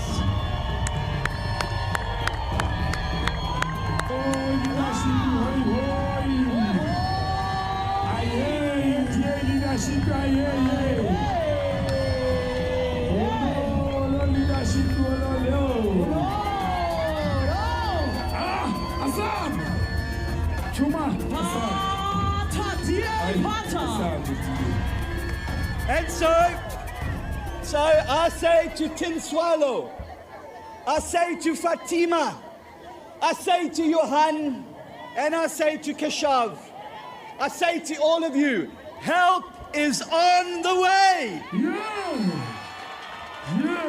If you want the DA's rescue plan to sit at the heart of a new multi-party government, then you must vote for the DA to carry this plan into that government. If you want to rescue South Africa from unemployment, from load shedding and water shedding, and from crime, corruption, and poverty and hunger, and from failing schools and from broken hospitals, then you must vote for the DA. If you want to rescue the union buildings behind me from the corrupt clutches of those who've plunged our country into hardship, then you must vote for the DA. So, come on, Mr. President, stop cowering away. Call this election, because the DA is ready to fight so that South Africa can win.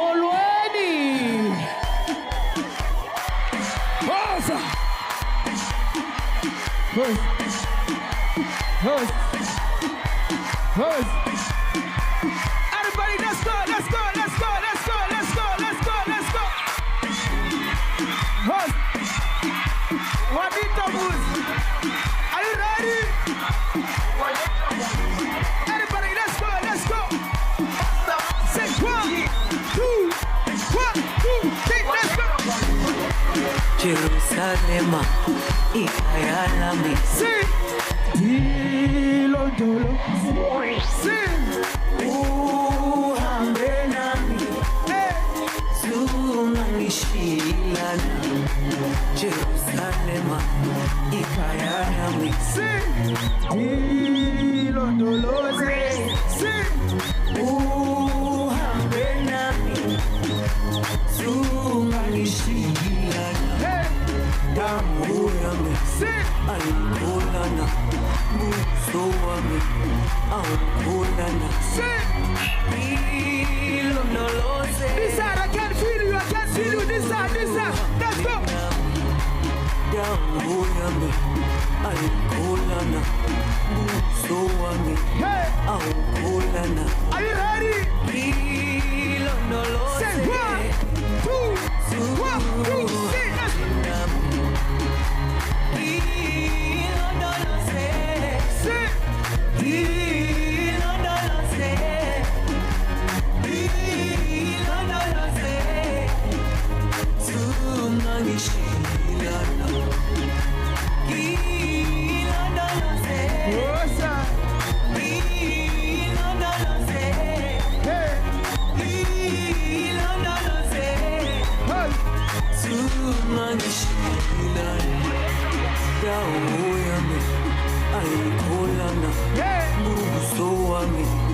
awukhulana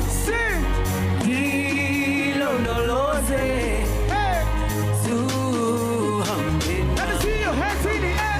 Let me see your hands in the air. Awukhulana buso wami awukhulana. Are you happy?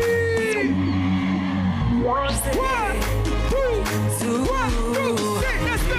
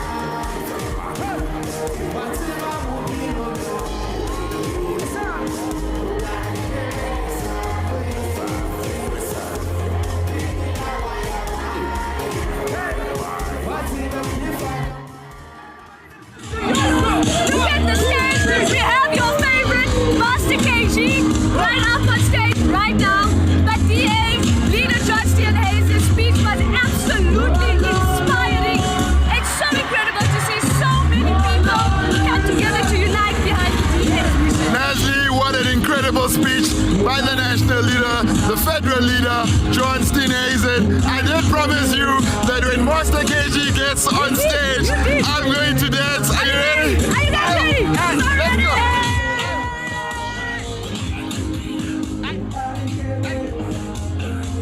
I got it, Leslie. Thank you so much. I promised I keep my promises. And of course, the DA keeps its promises. Absolutely. We welcome back Carly and Nicholas. Guys, what a vibe, what a show. How are you feeling? I'm feeling exhilarated and I feel the hope in the air for South Africa. Absolutely. Nicholas, how are you feeling? I'm ready to hit the ground running.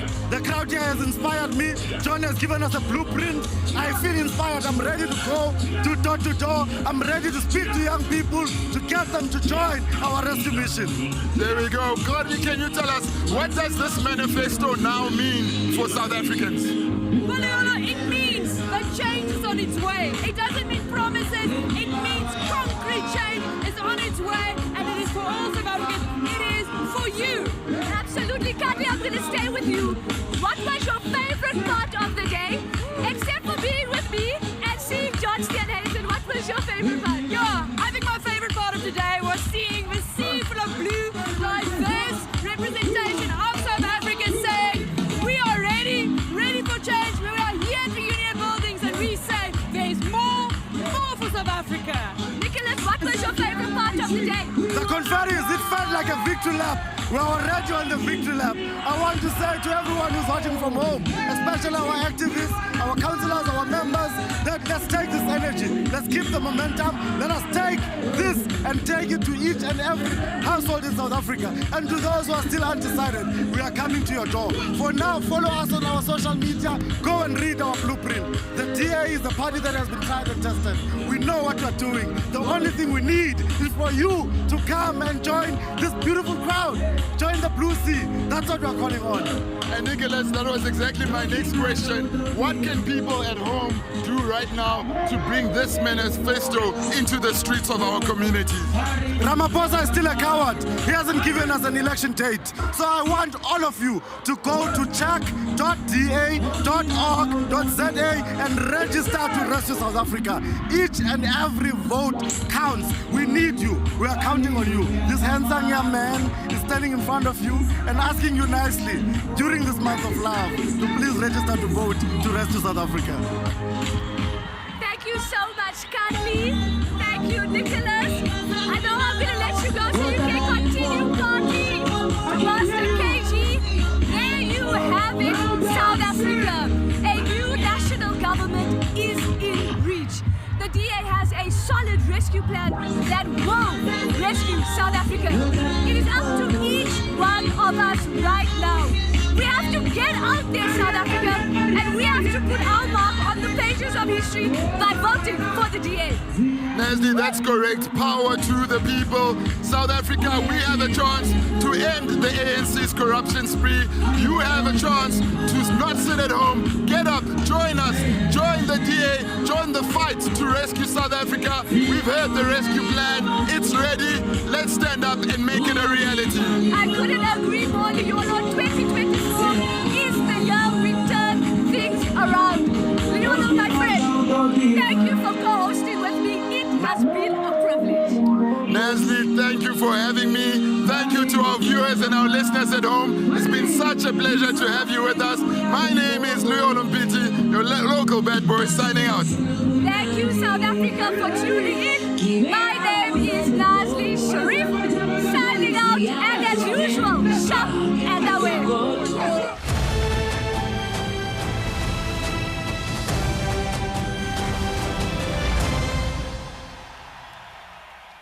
In this election, only the registered have the power. If you're tired of load shedding, register to vote. If you're tired of corruption, register to vote. If you're tired of the rising cost of living, register to vote. And if you're tired of a government that's continuously working against you, register to vote. Go to check.da.org.za and let's give power to the register. Get help registering to vote at check.da.org.za. Register to rescue South Africa.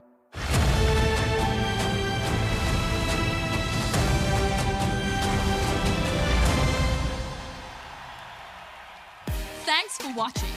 All across our beautiful country, people are joining forces to elect the new government that can rescue South Africa, help our rescue mission, and register to vote. Get help registering online now at check.da.org.za. Let's rescue South Africa.